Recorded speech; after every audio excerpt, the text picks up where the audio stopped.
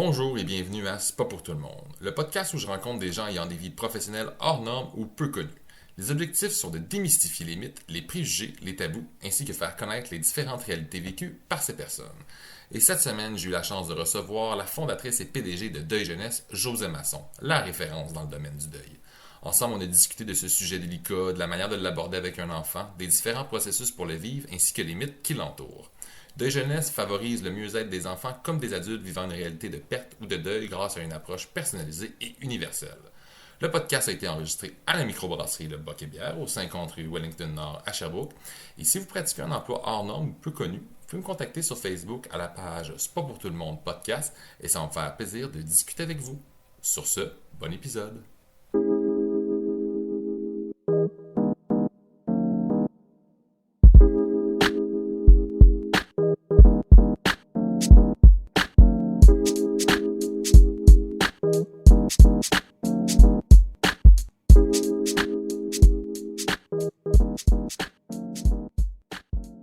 On va partir ça. Ben ouais. Bonjour, bienvenue à C'est pas pour tout le monde. Cette semaine, je reçois une sommité dans le domaine du deuil et la fondatrice PDG de Deuil Jeunesse, Josée Masson. Comment ça va, Josée? Ça va bien, merci. Écoute, avant de rentrer dans Deuil Jeunesse, j'aimerais ça que tu nous expliques un peu, c'est quoi tes études, c'est quoi le parcours que tu as fait avant de fonder Deuil Jeunesse? OK. Alors, moi, j'ai fait tout simplement un bac en service social pour devenir une travailleuse sociale. Quand j'ai commencé à travailler dans le secteur public, en CLSC, j'ai réalisé, puis c'était pas j'avais pas une aspiration pour travailler le deuil dans ma vie, mais ce que je voulais, c'était travailler avec les jeunes. Okay. Ça, j'étais sûre. Davantage en délinquance, je te dirais. C'est là-dedans que je voulais m'en aller. Quand j'ai commencé à travailler en famille, enfance, jeunesse, là, auprès des jeunes puis des familles, ce que j'ai réalisé, c'est que les gens voulaient pas des jeunes endeuillés. Les intervenants trouvaient ça difficile. La douleur de vivre la mort d'un être cher quand tu es jeune. Puis moi, j'étais jeune et je faisais, non, moi, je vais faire ça avec eux. Et je comprenais pas pourquoi les adultes avaient... Tu sais, j'étais jeune adulte, là, on s'entend, hein, j'ai à peine 20 ans. Je comprenais pas pourquoi les adultes avaient autant de difficultés avec un enfant dont le père s'est suicidé ou que la mère... Tu sais, je me disais, voyons, tu sais, c'est une réalité de vie, ça. Alors, je me suis mis à beaucoup leur parler, ces jeunes-là, puis c'est eux qui m'ont amené vers tous les services, finalement, que j'ai créés pour eux. Je suis retournée à l'université là, pour faire une maîtrise, même un passage accéléré au doctorat. J'ai arrêté parce que, dans le fond, il n'y a rien de mieux que la richesse du vécu humain, tu sais.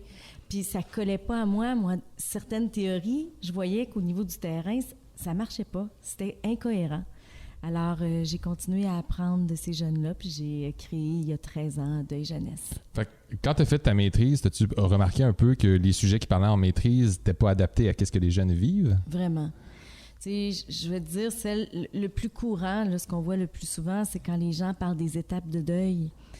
Il n'y a aucun consensus littéraire ou scientifique par rapport aux étapes de deuil. Il y en a qui en mettent 3, il y en a qui en mettent 5, il y en a qui c'est 10, il y en a qui c'est... Puis, il n'y a aucun jeune qui passe vraiment par là. Puis le meilleur exemple, c'est dans une famille, 2 jumeaux qui vivent la mort du même père, du même type de décès, qui ont le même âge, vont vivre ça différemment. Alors, pourquoi on décide d'encadrer les émotions puis de décider que ça commence par le choc, puis qu'après ça, il y a la colère, puis qu'après ça, il y a le marchandage? Non, ça se peut que tu n'aies pas de colère jamais. Ça se peut que toute ta vie, tu nourrisses aucune colère de la mort de ton père. Puis, tu n'es pas en train de faire un mauvais deuil. Puis ce que je trouvais, c'est que les étapes venaient trop encadrer les gens puis venaient leur dire « tu fais ça correctement ou pas ». Alors que c'est un état émotif. Tu ne décides pas de l'émotion qui vient. C'est comme si vous voulez les mettre dans un moule de deuil. Il faut qu'il y ait l'acceptation, ensuite il faut qu'il y ait la colère, mais finalement, oui. C'est pas tout le monde qui le vit de la même manière. Non, pas du tout. Il y en a qui vivent la culpabilité, il y en a qui n'en vivront jamais. Fait qu'on ne peut pas mettre ça comme une étape passage obligé pour tout le monde, c'est pas possible. Je suis content de savoir. Moi, j'étais sûr que c'était un passage obligé, justement, de les étapes qu'il faut suivre. OK, fait que ça dépend vraiment d'une personne à l'autre. Le deuil va se vivre d'une manière différente. Mais toi, il a fallu que tu comprennes ça aussi. Oui. Comment tu as fait ce lien-là? Un jour, je me suis assise avec 36 jeunes qui étaient âgés entre 4 ans et 15 ans. J'étais toute seule avec 36 jeunes. Intimidant. Okay. Puis je leur ai dit... Moi, je veux vous comprendre. Moi, je veux savoir, c'est quoi vivre la mort d'un papa, d'une maman, d'un frère ou d'une sœur quand on a votre âge? Puis qu'est-ce que les adultes ont fait de correct, puis qu'est-ce qu'on fait de pas correct? Qu'est-ce qu'on comprend, puis qu'est-ce qu'on comprend pas? Wow. Ce qui est ressorti de ça, là, les jeunes nous disaient, en grande majorité, les adultes nous prennent un peu pour des caves, là, parce qu'ils parlent en anglais pour parler de papa qui est mort alors que d'habitude on parle en français.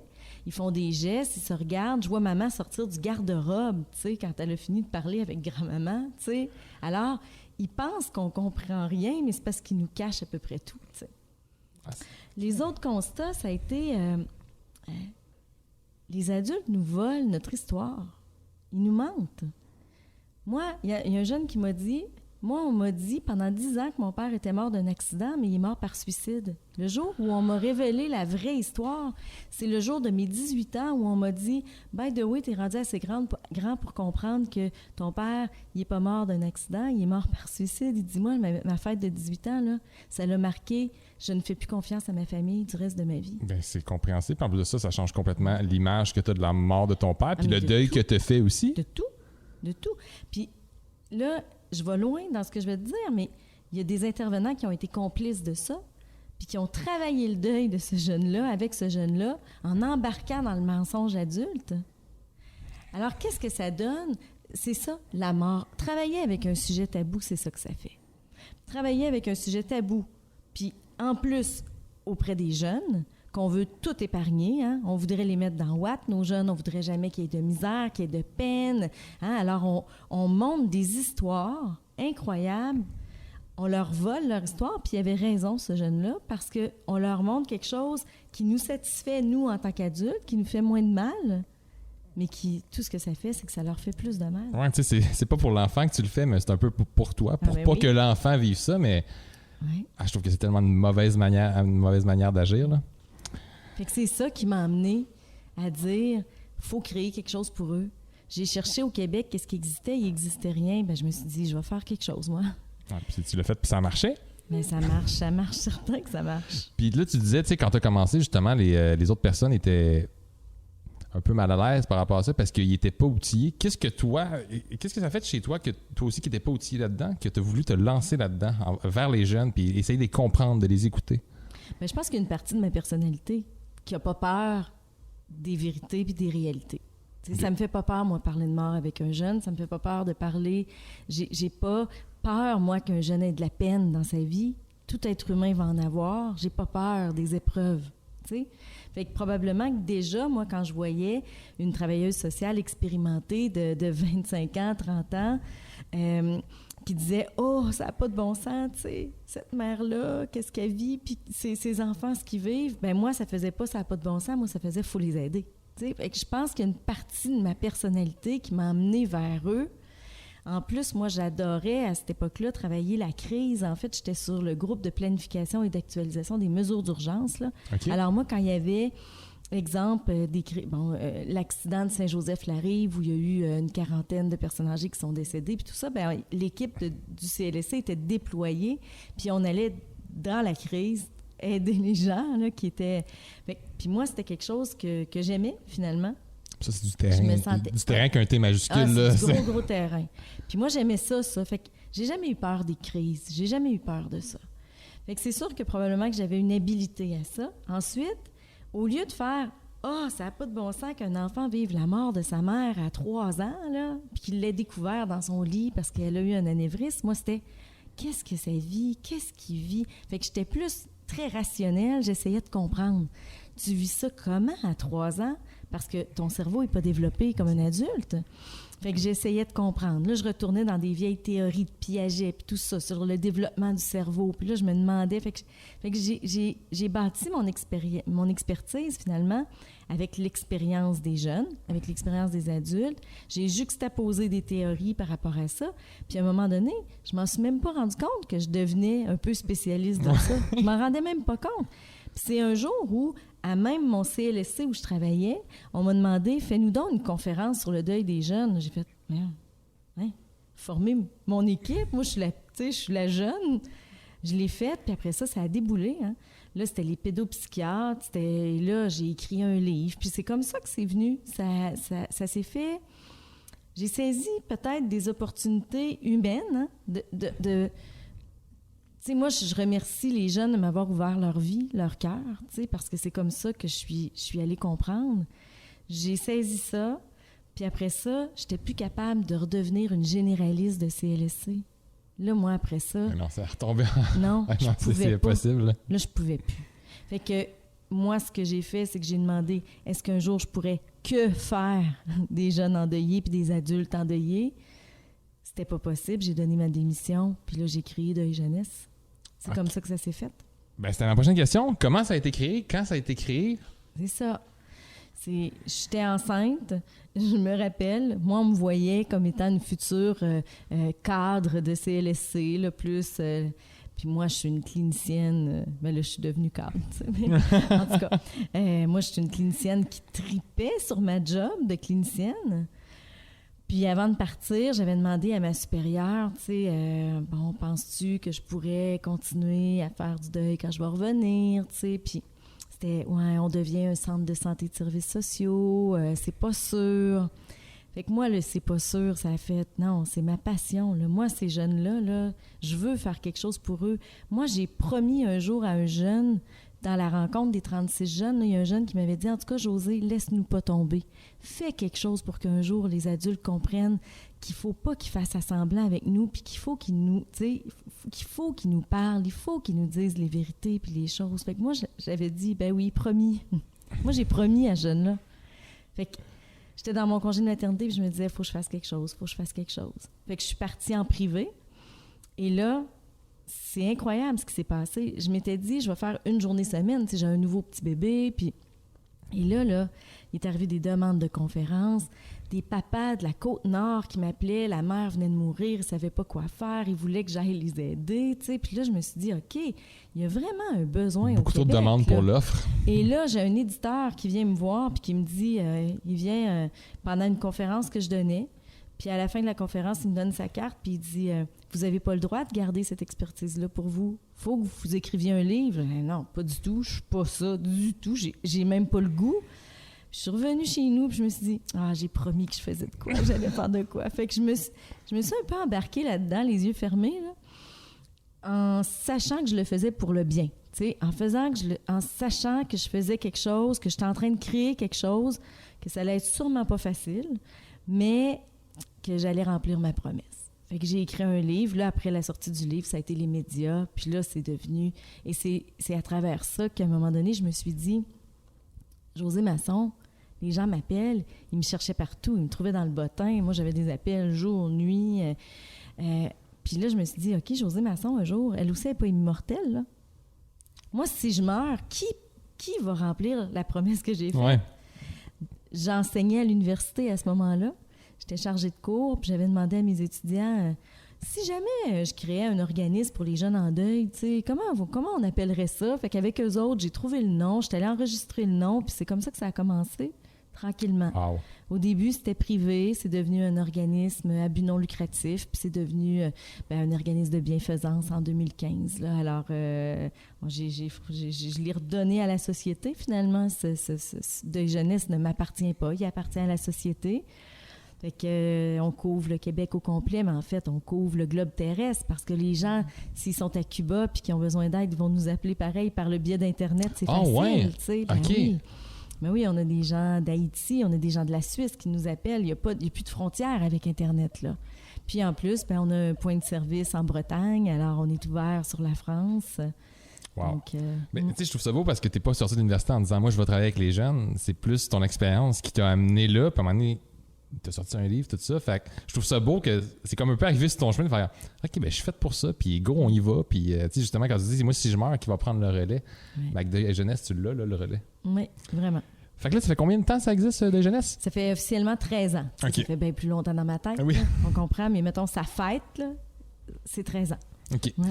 Puis c'est quoi les valeurs ainsi que la mission de Deuil Jeunesse? Bien, la mission, là, c'est d'offrir de l'aide professionnelle. Puis ça, c'est important. Tu sais, j'ai rien contre les bénévoles puis contre les gens qui ont le cœur sur la main puis qui veulent aider, là. Mais étant donné qu'il y a beaucoup de maladresse dans le deuil, moi, j'ai vraiment des professionnels qui sont dans un ordre professionnel. Puis j'y tiens, il y a une rigueur professionnelle. Alors, c'est de l'aide professionnelle qui est offerte aux enfants, aux adolescents, aux adultes qui vivent évidemment la mort d'un être cher, la maladie grave aussi, mais on dérive aussi vers la disparition, l'abandon, la séparation parentale, l'adoption. Alors, tout ce qui est arrachement de liens humains. Puis là, je dis humain, puis je suis en train de faire une bémol parce que on a des jeunes qui vivent la mort de leur chien, puis qui ont besoin d'aide, puis on les aide. Il y a des enfants qui ont peur de la mort, puis on les aide. Fait que c'est un déchirement. Vous travaillez sur les déchirements, vraiment, en gros. Vraiment, vraiment.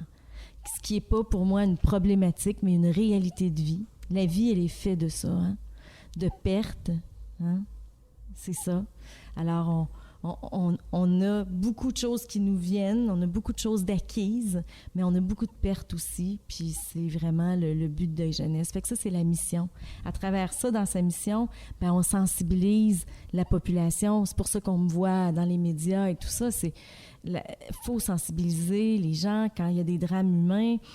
Tu sais, souvent, je me fais poser la question, faut-tu qu'on ferme la télé quand nos enfants sont là? Ben non. Faut que les jeunes sachent que ça existe dans la vie. Si on fait l'autruche, qu'est-ce qui va arriver quand ils vont vivre une épreuve? Ou qui connaissent quelqu'un, justement, de leur âge, qui vit une épreuve. Ben Ça, moi, je savais pas que ça non. existait, ça. J'ai appris ça, puis j'ai fait comme, oh, wow! Ben oui. Oh, wow! Puis, tu sais, je savais pas que ça existait, mais il faut que ça existe. C'est tellement important, en plus. Tu sais, tantôt, tu parlais justement des jeunes un jeune de 3 ans.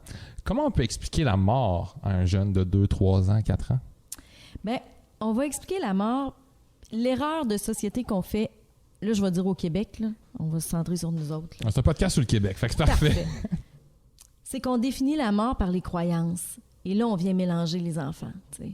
Grand-papa, il est mort, on l'amène au cimetière, on lui dit qu'il est là, mais on lui dit « parle-lui, il t'entend, puis il est au ciel ». Là, ça marche pas, OK? Alors, la première chose qu'il faut faire, c'est éviter les confusions.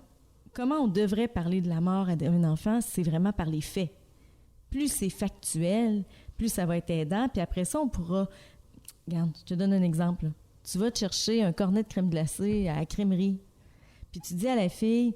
Je vais prendre la crème glacée au chocolat, mais pas de cornet, pas de plat, tu sais. Ça tient à rien, hein?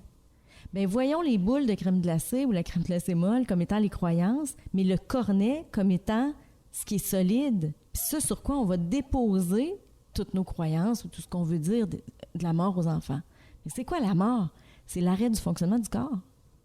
Quand on pile sur une fourmi puis qu'on dit « elle est morte », on se questionne de son âme? Non, on n'est pas en train de dire qu'elle est rendue au ciel avec Jésus ou quoi que ce soit, là. On est en train de dire qu'elle est morte.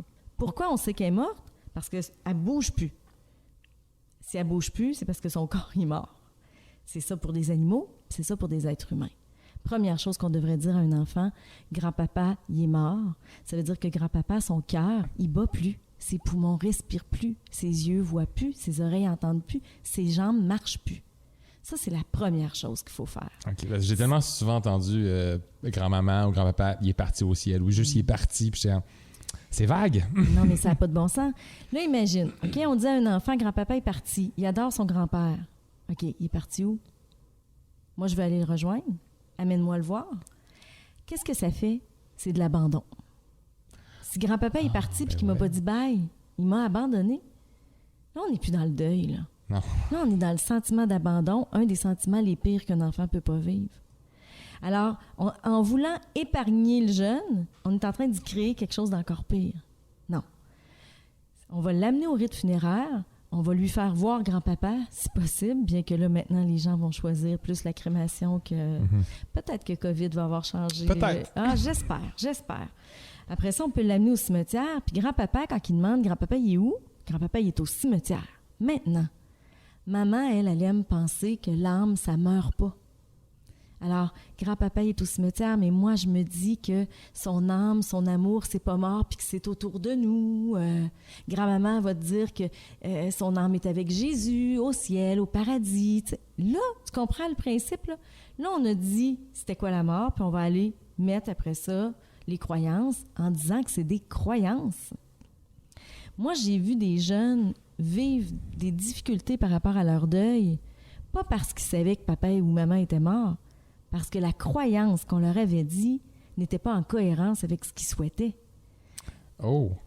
Alors, OK. quand on dit à un enfant, là, ton père, il te regarde toujours, puis que l'enfant, il n'a pas le goût de se faire regarder pour aller aux toilettes. Là, je vais loin, là, mais Mais un c'est petit correct, 4 c'est correct. ans, là, il veut pas. Mais moi, j'ai déjà rencontré un petit garçon là, qui se retenait pour faire pipi partout où il ne pouvait pas fermer les lumières parce qu'il ne voulait pas que son père le voie aller aux toilettes. Et là, ça a occasionné des problèmes de vessie. Ça a occasionné des problèmes d'intestin. Et là, il était suivi médicalement, mais finalement, là, le problème, là, c'est que la mère lui avait dit « Papa te voit toujours » au lieu de lui dire « Si tu as le goût de penser que papa te voit, tu peux. » Parce que des croyances, là, c'est personnel. Proposer une croyance et non le donner, obliger à une croyance. Imposer, on Ouais. n'impose pas une croyance. Ouais. Ah, c'est bien pensé. Mais puis, tu sais, le fait aussi de savoir, tu sais, qu'elle va pas être au cimetière, mais il y a un lieu. Ben oui. Tu peux aller à la tombe, tu sais qui est là. Ben oui, ça peut être l'urne. Hey, il y a plein d'enfants maintenant là, qui ont grand-maman dans leur petite boucle d'oreille, dans leur petit toutou. Tu sais, maintenant, là, Ah, il y a du choix. il n'y a plus rien. C'est illimité, les possibilités. Alors, grand-maman est où? Ben, son corps, il est là. Maintenant, si ce que tu parles, c'est de son amour, ben, ça peut être dans ton cœur, tu sais. Là, on va aller départager tout ça. Puis, admettons qu'on veut faire affaire au service de deuil jeunesse, on va prendre deux situations. Admettons, un parent meurt. Le père ou la mère meurt. J'imagine que c'est le conjoint et la conjointe qui vous contactent. Habituellement, ça peut être la grand-mère, ça peut être l'oncle, ça peut être le jeune lui-même. OK? Puis, c'est quoi les premières étapes que vous faites quand vous rencontrez un jeune? La rencontre va venir après le premier appel, exemple. OK. Fait que si un jeune nous appelle puis qui veut de l'aide, la première chose, c'est qu'on va vraiment écouter, s'assurer que là, à court terme, tout est correct. Tu sais, il vient de mourir. Tu sais, y a-tu besoin d'informations? Est-ce qu'il se demande quoi faire? Tu sais, on va demander la même affaire si c'est l'adulte qui nous appelle. Tu sais, on va faire vraiment le tour. Je te dirais que souvent, ça va être le premier appel, va être entre une demi-heure, 1h15, là. Juste de, tu sais, tout prendre les informations, aider l'adulte à pas dire de mensonges, à dire la réalité. Bon, OK, alors on a ça.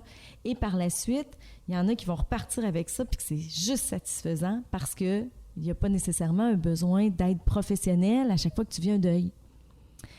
Là, souvent, ce qu'on va faire, c'est qu'on va les équiper, puis on va les outiller, puis on va leur dire, OK, si jamais tu es inquiet pour toi, si jamais tu as des pensées comme ça, ou si jamais votre enfant dort pas, mange pas, qui sourit plus, tu sais, bien là, la lumière vient d'allumer, vous nous rappelez. Et là, on va faire un suivi. OK. La première rencontre avec un jeune, c'est très diversifié, hein, parce qu'on a la philosophie que le deuil est unique, il n'y a pas un jeune qui va être traité de la même façon quand il arrive. Mais la première chose, par contre, c'est la connaissance du jeune et de sa relation avec la personne ou l'être qui est décédé. Ça, c'est important. Que ce soit une arrière-grand-mère, un père ou un chien, là, qu'est-ce qui est important? C'est pas qui est mort, c'est quoi la relation que tu viens de perdre. Décris-moi la relation, je vais savoir l'intensité de ton deuil. Si un enfant nous dit « Ah, mon chien, c'était pas important, tu sais. » Mais on n'est pas vraiment dans le deuil. Mais si le jeune dit « Mais moi, j'ai pas d'amis. Mon chien, c'est mon ami. Moi, j'avais hâte, à partir de midi à l'école, j'avais hâte de revenir à l'école parce que je me confie à mon chien, parce qu'il est important, mon chien, parce que je me sens bon avec mon chien, puis que je me sens pas bon avec personne d'autre. » Bien, lui, quand le chien meurt, on s'entend-tu qu'il est en deuil, le jeune? Et là, l'intensité va nous aider à décider des interventions qu'on va faire qui vont être vraiment centrées sur ses besoins. De quoi tu as besoin? Je veux ne plus avoir de peine. Mais en fait, il a besoin d'informations parce que de la peine, il va en avoir pour le reste de sa vie. On va aller normaliser la peine, les émotions, trouver comment sortir la peine sainement. On casse pas le nez de notre ami parce qu'on a une peine. Hein? On le fait autrement. Comment on peut dire à notre professeur que ça va pas aujourd'hui? Comment on peut... Alors, ça va être beaucoup ça. Fait qu'on y va avec les besoins. Un enfant, un jour, tu sais, elle m'avait dit, moi, j'ai besoin que les soupers soient normaux, qu'ils redeviennent normaux, parce que depuis que mon père est mort, il n'y a plus rien de normal. Parfait. Fait qu'avec qui j'ai travaillé, pas juste avec le jeune, avec la mère, avec l'autre frère. Fait que c'est vraiment, chacun a ses besoins différents, puis les besoins vont se moduler au fil du temps. Fait qu'on accueille ça, puis on trouve des solutions.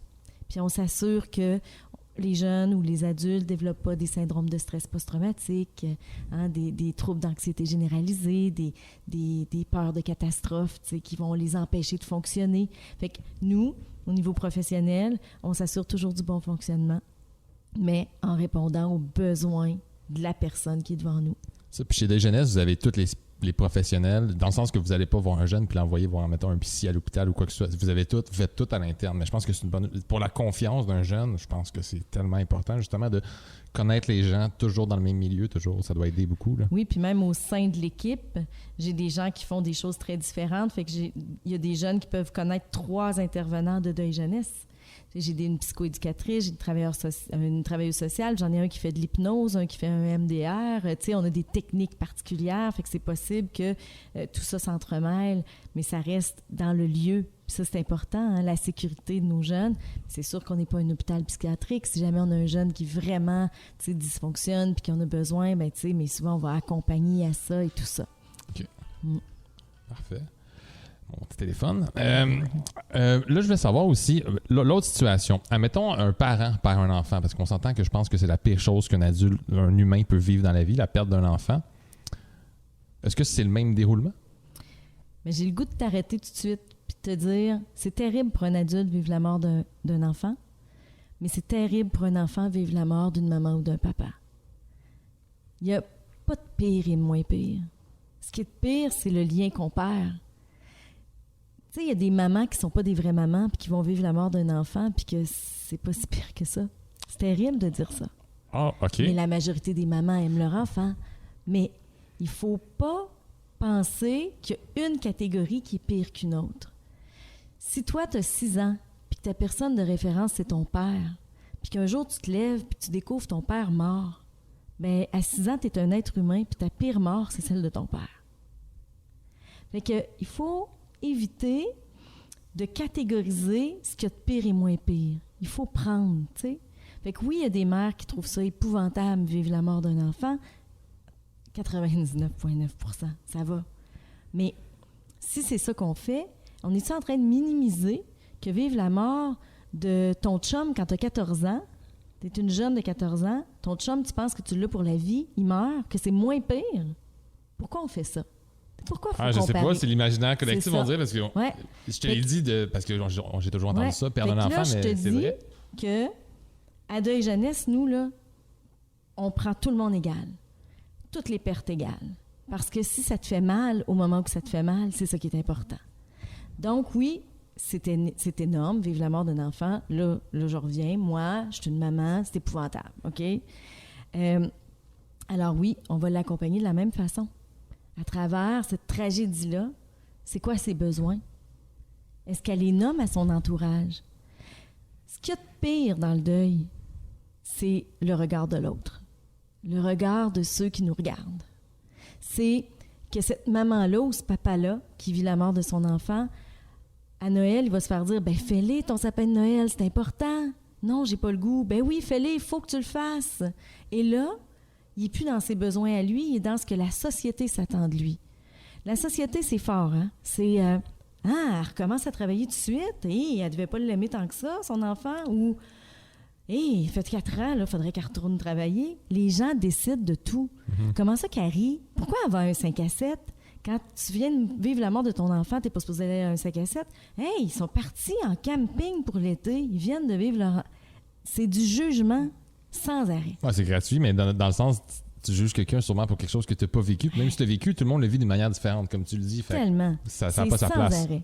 Fait que les adultes endeuillés, là, souvent, ce qu'ils ont besoin, là, c'est de se faire recentrer sur leurs besoins parce qu'ils s'est perdu à travers le regard de la société. Alors, avez-vous besoin, vous, de faire votre sapin de Noël? Voulez-vous vraiment? Et comment vous pouvez dire à votre famille que vous n'êtes pas en train de vous perdre dans une dépression chronique là, parce que vous ne faites pas votre sapin de Noël? Que vous avez des droits en tant qu'endeuillé. Vous avez le droit d'avoir des émotions qu'on va appeler des émotions plus négatives, OK? Bien que ce n'est pas négatif, avoir de la peine. C'est normal, OK? C'est normal. Bon.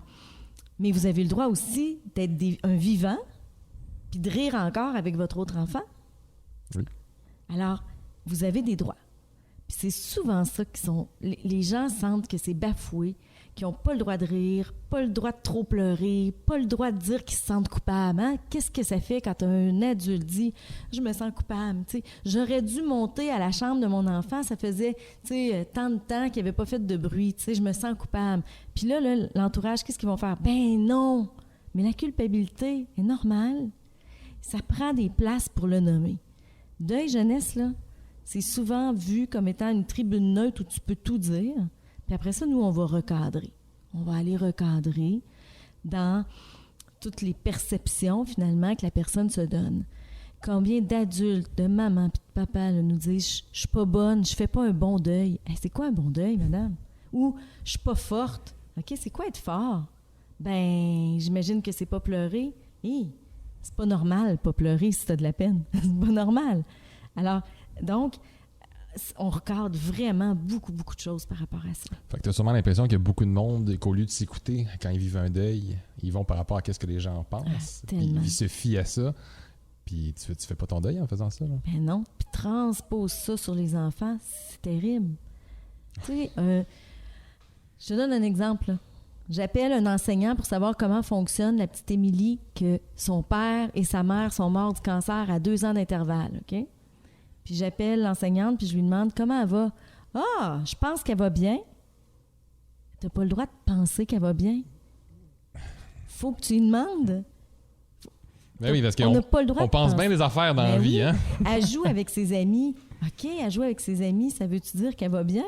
Non, non. Faut poser des questions. Tu sais, moi, aujourd'hui, là, je peux te sourire puis être de bonne humeur, mais peut-être que je vais pas bien, mais tu sais, c'est facile de cacher comment qu'on est, oui, puis c'est facile. Surtout ça. quand on va pas bien, c'est encore plus facile à cacher. Puis c'est facile quand on est dans une société qui s'attend à ce que les autres aillent bien, puis qui n'entendent pas les « comment ça va ». Hein? On est déjà rendu au bout du couloir, on n'a jamais entendu la réponse de la personne à qui on a demandé comment ça va. Puis on répond « ça va bien » parce que, ben, tout le monde répond ça va bien. Parce que si je réponds ça va mal, qu'est-ce qui se passe? L'autre veut pas le savoir. Hein? On est mal. Il y a un malaise. Ouais. Puis, ça répond un peu à la question, mais y a-t-il une différence entre le deuil chez les enfants et chez les adultes? Oui. Oh, OK. Bon, ça, par contre, oui. Okay. Puis la différence est cognitive. Et vraiment au niveau du développement du cerveau et au bagage de vie. OK. Alors, c'est sûr que, là, on comprend là, le développement du cerveau, je te le fais vite, là. Avant l'âge de 10 ans, là, tu comprends pas la partie pour toujours. Tu sais? Fait que tu risques d'attendre le retour de la personne qui est morte parce que le pour toujours, là, il est dur à comprendre cognitivement. OK? Ensuite, avant l'âge de 24-25 ans, là, c'est le jugement qui se développe jusqu'à 24-25 ans. Là, après ça, là, nos lobes là, sont pas mal développés. Quand on sait que le deuil fait référence beaucoup à une question de croyance et tout ça, bien, il y a une partie de jugement qui va rentrer en ligne de compte aussi. Donc, plus tu vieillis, plus tu comprends la mort différemment, plus ton deuil se colore différemment jusqu'à l'âge adulte. Fait que les adultes, eux, quand ils entendent « il est mort », ils sont pas à se demander « mon Dieu, qu'est-ce que c'est la mort », tu sais. Il y a déjà quelque chose qui est acquis. Mais l'enfant, lui, c'est mort. OK, ça dure combien de temps? Il va, tu sais. Fait que c'est pour ça que les enfants vont dire, ils voient un cercueil, puis ils vont demander, il est où le trou pour qu'il respire? Ils comprennent pas l'arrêt du fonctionnement du corps. C'est difficile. De l'importance de l'expliquer. Vraiment, de l'expliquer, de faire toucher à une personne qui est morte pour qu'ils comprennent que être mort, c'est pas être en vie. On force pas, par contre, jamais. Mais s'il veut, go, fais-le, parce que ça va t'aider à comprendre. Fait que on peut bien marteler c'est quoi la mort jusqu'à l'âge de 10 ans, 15 ans. Ça va aller selon le développement du cerveau. Fait qu'il y a vraiment une partie cognitive. Donc, c'est pour ça que des enfants, ça va jouer au salon funéraire, mais pas des adultes. Ouais. C'est pour ça qu'après le « il est mort », papa, il est mort, l'enfant, 15 minutes plus tard, il peut être en train de jouer au Nintendo. Je suis un peu arriérée avec mon Nintendo. Ben non, ça existe encore, Nintendo. Ben oui, ça existe okay. encore.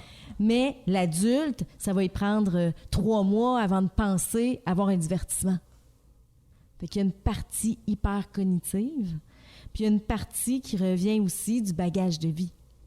Les adultes, bon, on a eu des épreuves, on a compris de la vie, les choses qu'on ne comprend pas à 3 ans. Oui. À 3 ans, mais même à 10 ans, on pense que mourir, c'est quand tu as les cheveux blancs, quand tu as des rides, quand tu es vieux. Pas papa qui prend ses 5 fruits et légumes par jour puis qui fait son 30 minutes d'exercice. C'est pas cohérent, ça. Alors, c'est sûr que quand, à 14 ans, tu te fais dire ton père est mort, ton père a 36 ans, tu comprends pas, ça marche pas. Alors que, en tant qu'adulte, on sait que tout le monde peut mourir. Fait qu'il y a vraiment... Fait que oui, c'est différent dans ce sens-là. On va avoir beaucoup à saisir ce que le jeune comprend pour l'accompagner dans ce qu'il comprend, puis pas s'obliger à ce qu'il comprenne quelque chose que son cerveau lui permet pas. Mais on va devoir éduquer les adultes autour de lui à accepter qu'il rit, parce que lui, il peut rire, à accepter qu'il joue, puis à savoir que ça va prendre beaucoup d'années avant qu'ils comprennent comme l'adulte. Ça va être un gros travail. Mais t'en as-tu justement, mettons, des jeunes qui ont peut-être 9-10 ans, puis que, je te donne un âge de même, mais qui ont eu la perte de Nightshare, mettons, 4, 5, 6 ans plus tôt. Ça a été mal expliqué, puis il y a un choc qui arrive à un moment donné. Clairement. Il y en a plein. Puis là, c'est plus tough à gérer, parce que là, on parle d'une mort qui est arrivée plusieurs années avant. Là, il y a beaucoup de travail à faire, là. Bien, ça se gère selon qu'est-ce qui a été éveillé à ce moment-là. T'sais, qu'est-ce qui se passe? C'est quoi le besoin du moment? Je vais te dire qu'en grande majorité, là, les jeunes vont revenir à une période de l'adolescence là, du 15-16 ans. Là.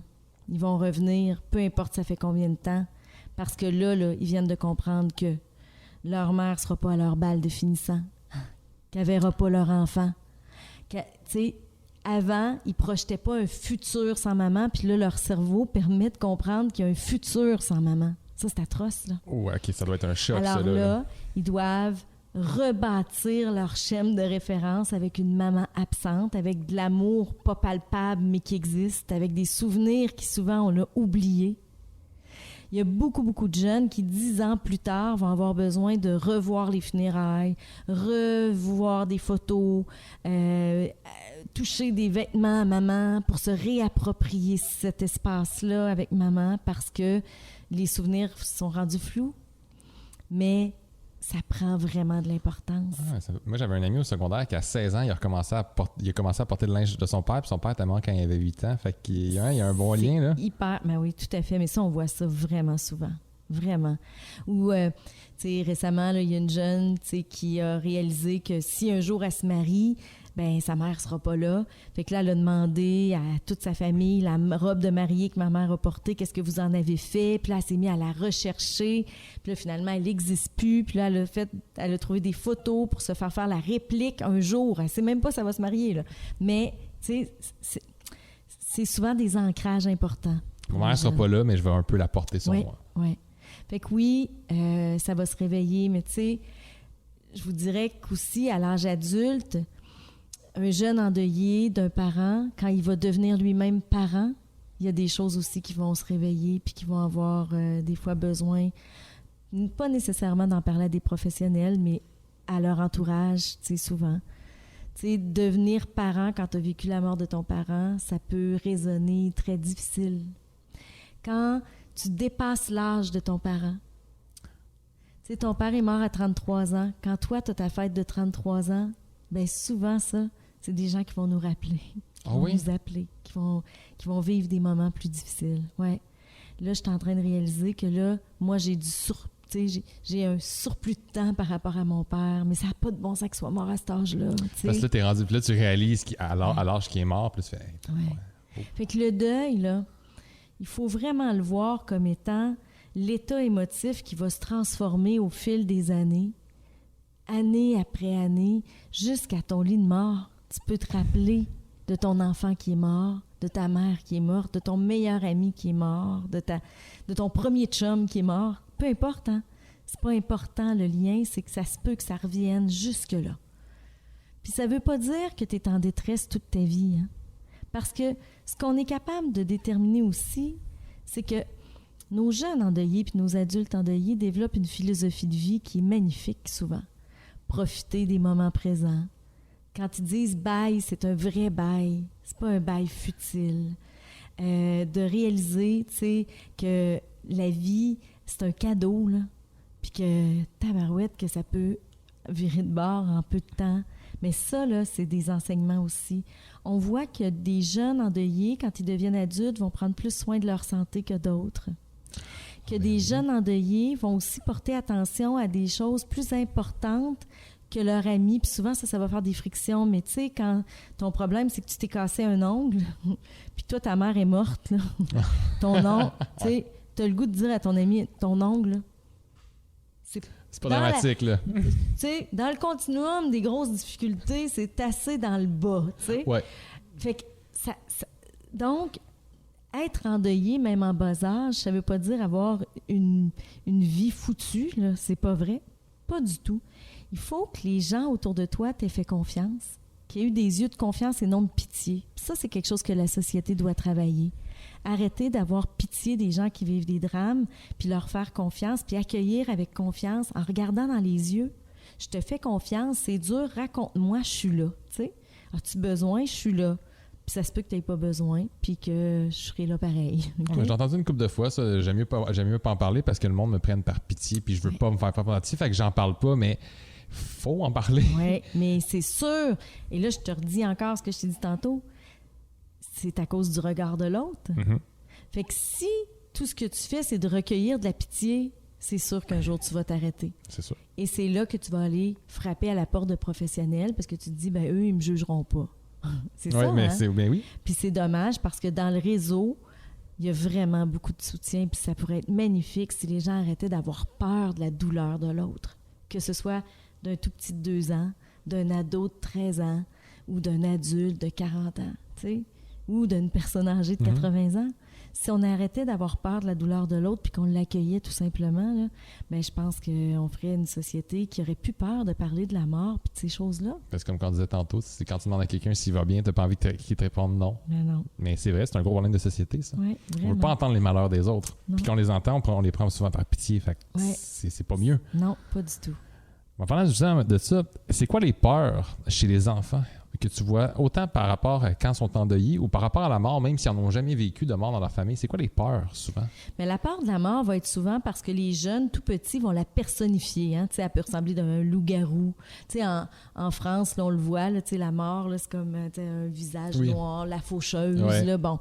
Alors, plus c'est personnifié, puis ça, les films aident pas. Là. Si tu as écouté Walking Dead avec ton père, là, ben, la mort, ça peut te faire peur, plus que celui qui a écouté juste Blanche-Neige. Bien que dans les contes, la mort fait partie intégrante, vraiment. Oui. Il y a de la le mort. Roi Lion en particulier, moi, ça m'a traumatisé quand j'étais jeune. Il y a de la mort partout. Bambi, Reine des Neiges, tout, OK? Alors, souvent, les jeunes vont avoir peur parce qu'ils la personnifient comme étant quelque chose de monstrueux. OK? Fait qu'ils ont peur. Fait qu'en général, si tu n'as pas vécu la mort d'un être cher, ça va être ça, mais ça peut être aussi d'avoir la peur de la mort de l'autre parce que tu veux pas que l'autre t'abandonne, ou peur de ta mort parce que tu as peur que ça fasse mal. Tu sais, souvent, les enfants, ils ont peur de saigner ou que ça fasse mal. Tu sais, mort va égaler ça, OK? Là, plus on grandit, plus ça change. Alors, plus tu réalises c'est quoi la mort, puis que tu vois que, OK, c'est pour toujours, ben la peur, ça va être vraiment de vivre la mort d'un ami, tu sais, qui arrive quelque chose à une personne que t'aimes, à ta mère que t'aimes, tu sais, puis tout ça, ça va être ça. Quand tu as vécu la mort, ben là, c'est sûr que généralement, l'anxiété de vivre la mort d'un autre être cher, il vient s'amplifier, tu sais, parce que tu sais que ça peut arriver. C'est que souvent, les adultes, pour rassurer un enfant qui a peur, vont dire « Ben non, voyons donc, je suis en santé, je vais bien. » OK? Mais si la maman qui dit « Je suis en santé, je vais bien » meurt, non, parce que là, tout le qu'est-ce monde que veut ça mourir. crée? Ben oui. Alors ça, c'est la grande peur qui va arriver. Fait que les jeunes vont avoir peur beaucoup de l'abandon, vont avoir peur qu'une autre personne meure. Et souvent, ça va arriver qu'ils n'auront plus peur de leur mort parce que ça fait trop mal la mort de l'autre. Fait que, tu sais, des fois, sans même vouloir mourir, ils peuvent se dire, ben je vais aller rejoindre maman. Et ça, il faut faire attention. Il faut porter extrêmement attention à un jeune qui n'a plus peur de sa mort. Parce que peut-être que ça veut dire que pour lui, la mort résonne plus beau que la vie. Puis ça, il ne faut pas. Vous autres, il faut que vous remarquiez ça, c'est un red flag, ça. Oui, ça, c'est en prévention du suicide qu'on travaille fort. Oui, on travaille fort. Fait que je te dirais que les grandes peurs, c'est celles-là qui sont reliées à la souffrance aussi, hein, à la maladie, à l'abandon. Tu penses-tu que c'est admettons, une mère dit à son enfant, tu sais, je suis en santé, tout ça. Tu sais, on parlait de dire les vraies choses. Tu sais, expliquer, je suis en santé, tout ça, mais ça peut arriver. Ça serait la bonne chose à dire, je pense. Ben oui. Ben, ce serait de dire, la mort, c'est quelque chose d'inévitable. En fait, c'est évitable. Quand tu traverses la rue, regarde des deux côtés. OK? Tu sais, oui, il y a une partie évitable. Il y a une partie qui est inévitable, puis qu'on ne sait pas. C'est mystérieux. Alors, mais tu vois, ce qui serait rassurant pour un enfant, c'est que la maman dise « Mais inquiète-toi pas, moi, je veux pas mourir. » OK, déjà. OK, elle veut pas mourir, donc elle fait attention. OK? Des déjà. petits mots qui changent tout. Qui changent tout. Tu sais, inquiète-toi pas, moi, je veux pas mourir et je veux pas que tu meurs non plus. Donc, quand je te parle de sécurité, c'est important, OK? Fait que là, on y va comme ça parce qu'on veut pas qu'ils soient téméraires, hein? Nos jeunes, ça va aussi avec les bases de la vie, oui, c'est ça que vraiment, je trouve beau, là. Vraiment. Fait que, non, moi, ce que je trouve terrible, c'est des parents qui disent à leur enfant « Je mourrai jamais ». Quand ils meurent, les enfants se sentent qu'on leur a menti. Fait qu'en plus de vivre la mort de maman, c'est « Elle m'avait dit qu'elle n'allait jamais mourir. Ouais, elle t'a dit ça pour te rassurer, mais garde comme c'est pas rassurant, elle est morte pareil. » Elle a la confiance. Ouais. Ben là, c'est après ça, toutes les phrases qui te sont dites dans la vie, tu les crois plus. Et là, ça a un impact au niveau de l'attachement, au niveau des prochaines relations amoureuses. Ouais, quand t'as plus confiance, c'est tough, les relations amoureuses. Là. Fait que t'as plus confiance à ton directeur d'école, t'as plus confiance à la police, t'as plus confiance à ton amoureux, t'as plus confiance à personne autour de toi. Qu'est-ce que ça fait? Ben là, on est dans des grosses séquelles. Puis là, vous essayez d'aller rechercher cette confiance-là. Oui. Doit être tough à... Tu sais, comme, je veux parler un peu des approches parce que tu m'avais envoyé une couple de vidéos, justement, puis il y en a un avec une petite fille qui a 9 ans, il me semble, qu'elle avait perdu sa mère. Puis tu fais un tableau avec elle, tu sais, quand ta mère est en vie, comment tu te sentais, quand tu as appris la maladie, quand elle est morte, maintenant, par après, quand tu vas au centre commercial, quand tu vois ses amis. Puis juste pour y montrer, tu vois qu'on arrive au plus bas de nos émotions, on peut remonter. Puis j'étais comme, wow! Visuellement, pour un enfant, je trouvais ça tellement bien expliqué. Fait que j'aimerais que tu nous parles aussi un peu des autres types d'approches que tu utilises avec les enfants. Ah, on a, premièrement, là, enfants ou adultes, je vais te dire que les intervenants s'empêchent souvent d'utiliser des dessins ou des graphiques comme ça avec les adultes, puis on devrait le faire parce que ce que ça provoque chez l'enfant, ça provoque la même chose chez l'adulte. Ça a provoqué ça chez moi. Fait que... Mais c'est hyper ludique. T'sais, on va utiliser des choses très, très, très visuelles avec les jeunes. Vraiment. T'sais, bon, je sais de quoi tu fais référence. Rose, effectivement, ce que tu parles, ça s'appelle la ligne de deuil. OK? C'est qu'on regarde par moment pour essayer de montrer que quand ça baisse, ça remonte, puis même donner des objectifs. Comment tu veux te sentir et tout ça. Mais tu sais, on va utiliser des profils de corps humain pour aller voir la douleur, elle se situe où. On va prendre des pizzas pour décortiquer c'est quoi les émotions. On utilise tout le temps une tonne de choses hyper ludiques pour essayer de saisir ce qu'on veut aller chercher. Nous, ce qu'on veut aller chercher, là, c'est principalement t'étais qui avant, t'es qui maintenant. Qu'est-ce que le deuil a changé dans ta vie? OK? Mm-hmm. Puis parfois, ça change en bien, on ne travaillera pas ça. Fait que ce qui est changé en moins bien, puis qui fait mal, bien, c'est ça qu'on va aller travailler. Fait que pour ça, ça va prendre souvent plusieurs heures pour être capable de bien comprendre tu es qui, toi, ta personnalité, t'étais qui, toi, avant, puis t'es qui maintenant.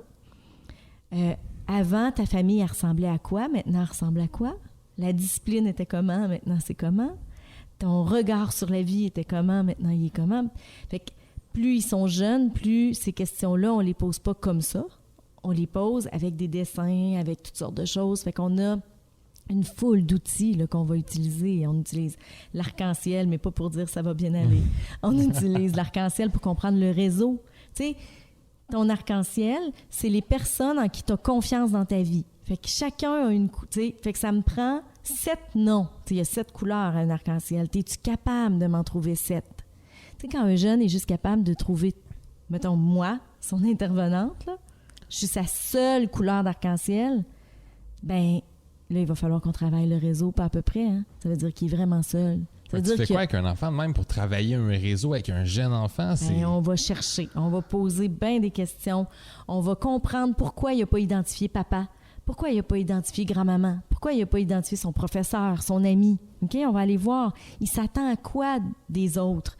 Puis là, ça se peut qu'on qu'on doit... Moi, j'ai déjà appelé un coach de hockey en disant, il t'identifie dans son arc-en-ciel, mais il n'est pas capable de mettre de couleur parce que tu ne lui as jamais parlé de la mort de son père. Penses-tu que ce serait possible de le faire? Oh. Ça a tout changé chez le jeune. Le jour où son coach de hockey lui a parlé de son père, qui était toujours présent dans les gradins, j'y avais donné plein de possibilités au coach. Puis j'y avais dit, écoute, d'après moi, il va te suggérer quelque chose, puis j'espère que tu ne vas pas refuser. Le jeune, à chaque fois qu'il arrivait, il collait une photo de son père dans les gradins. Wow. Okay? Mais le coach, il a accepté ça, tu sais. Ça prenait un adulte pour accepter ça. Ça me touche, là. Tu comprends? Wow. Fait que des fois, c'est pas avec le jeune qu'on travaille. C'est que dans l'exploration, on va avoir à travailler avec les adultes pour qu'ils deviennent finalement des aidants de ce jeune-là. Fait que c'est pour ça que je te dis que on peut jamais prendre le deuil comme étant uniforme pour tout le monde, tu sais. Lui, pour lui, la mort de son père, c'était au hockey que ça faisait mal. Il y en a un autre, c'était à l'école. Il y en a que c'était avec, tu sais, c'était à la maison pendant le souper. Il y en a... Fait qu'il faut qu'on aille voir ça fait mal où. Puis là, nous, on sort notre valise d'outils. Puis là, on fait tout ce qu'on peut pour essayer pas qu'il n'y ait plus de peine, hein, mais que ce soit plus confortable. Qu'il soit capable de vivre avec ça. On veut juste un mieux-être, pas un bien-être. On vise même pas le bien-être. Mais c'est important que tu te dis, il ne faut pas que la personne ait plus de peine. Non. Non.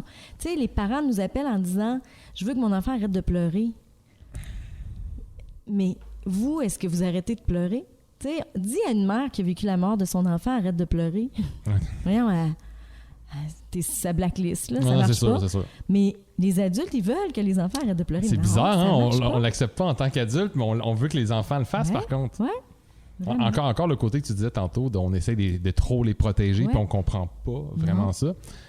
Puis, juste une petite affaire, on avait parlé un peu au téléphone, juste expliquer aux gens, est-ce qu'on dit faire son deuil ou vivre son deuil? On dit vivre son deuil. Faire son deuil, c'est comme si on faisait un château en bloc Lego, là. On l'a fait, on se recule, puis on dit « OK, il est fini. Il est beau. OK. » Non, c'est un travail. Le vrai deuil, pas la réaction à la mort de l'autre. OK? Je te donne un exemple. Notre société, là, il arrive la mort de... Je prends un exemple connu, là, Jean Lapierre, OK? Quand il est mort, là, bien, sur les journaux, ça disait « Le Québec est en deuil. » OK? Là, on est en train de mettre ceux qui sont indifférents, ceux qui réagissent, puis ceux qui sont en deuil dans le même panier. OK? Ouais. Bon. Alors, il faut faire une différence. Ceux qui sont en deuil, c'est ceux qui ont vraiment un lien émotif. Fait que la majorité des Québécois ont été en réaction, là. Ils ont été bien tristes, mais ils n'ont pas pris un congé de maladie parce que Jean Lapierre était mort. Qui? C'est sa famille, ses amis, son vrai réseau. Fait que quand tu es vraiment en deuil, jamais de ta vie tu vas oublier la personne que tu aimes qui est morte. Jamais. OK? Fait que l'expression « faire son deuil », c'est comme si à un moment donné, on se dit « OK, moi, c'est fini. Moi, j'y pense plus à mon ami. Moi, j'y pense plus à mon mari. Moi, c'est fini comme ça. » Plus déni, ça. Le danger, là, c'est que ça se transforme. Puis un jour, mettons la mère qui dit « Moi, mon mari est mort, c'est correct, j'ai un nouveau conjoint, tout va bien. » Ouais. Le jour où le nouveau conjoint-là la laisse, peut-être qu'elle va revenir avec, tu sais, dans les pensées, puis là, elle va dire « Pourtant, mon deuil était fait. » Non, c'est pas de même, ça marche. Tu le vis au jour le jour. Puis toute ta vie. Tant mieux si ça va bien. Tu sais, tant mieux si ça va bien. Pas de culpabilité à y avoir. Mais sache qu'à tous les jours, quand même, ton être, ton âme, ton cœur, il travaille à faire de la place à cette mort-là, puis à investir ailleurs, puis que ça fait encore, tu sais, par moment mal, puis par moment pas mal. C'est ça le deuil. Fait que moi, l'expression, c'est vivre son deuil. Ça veut dire, ben on le vit. Tant qu'on va être vivant, là, ben il va nous habiter. Puis des fois, il va être criant, puis des fois, il va être tout silencieux. Puis il faut l'accepter comme ça. Le deuil, là, il faut l'accueillir comme si c'était notre ami. Des fois, on le voit comme notre ennemi. C'est dommage parce qu'on résiste. Tu sais, nos ennemis, on n'accepte pas grand-chose d'eux autres. Hein? Fait qu'il faudrait le prendre comme un ami, dire, c'est beau, tu fais partie de moi maintenant, puis je vais apprendre à vivre avec toi. OK. Ça me touche beaucoup, c'est sérieux. Je suis vraiment content que tu sois là. Je pense que ça m'explique beaucoup de choses aussi, puis je pense que ça fait comprendre beaucoup de choses aux auditeurs. J'aimerais savoir, c'est quoi les qualités qu'il faut que tu ailles pour le travail que tu fais, parce que tu dois avoir quand même des histoires, entendre des histoires quand même assez tragiques, puis tout ça, puis de ne pas avoir pitié de la personne, puis de l'accompagner. Comment tu fais? justement, c'est quel type de qualité que ça prend pour être capable de faire ça? Bien, c'est sûr que ça prend tout d'abord une vraie écoute, là. Tu peux pas entendre, il faut que t'écoutes. T'écoutes avec ton cœur, avec ta tête, avec tes oreilles, avec tout toi, tu sais. Ça s'appelle souvent de l'empathie, hein? C'est de l'écoute active. C'est de faire que José n'existe plus, là. Puis si c'est Xavier qui me parle en avant, là, ben il faut que je me mette dans la vie de Xavier, là, OK? De l'entendre avec son vécu à lui, tu sais. Fait que ça prend de l'empathie, de l'écoute.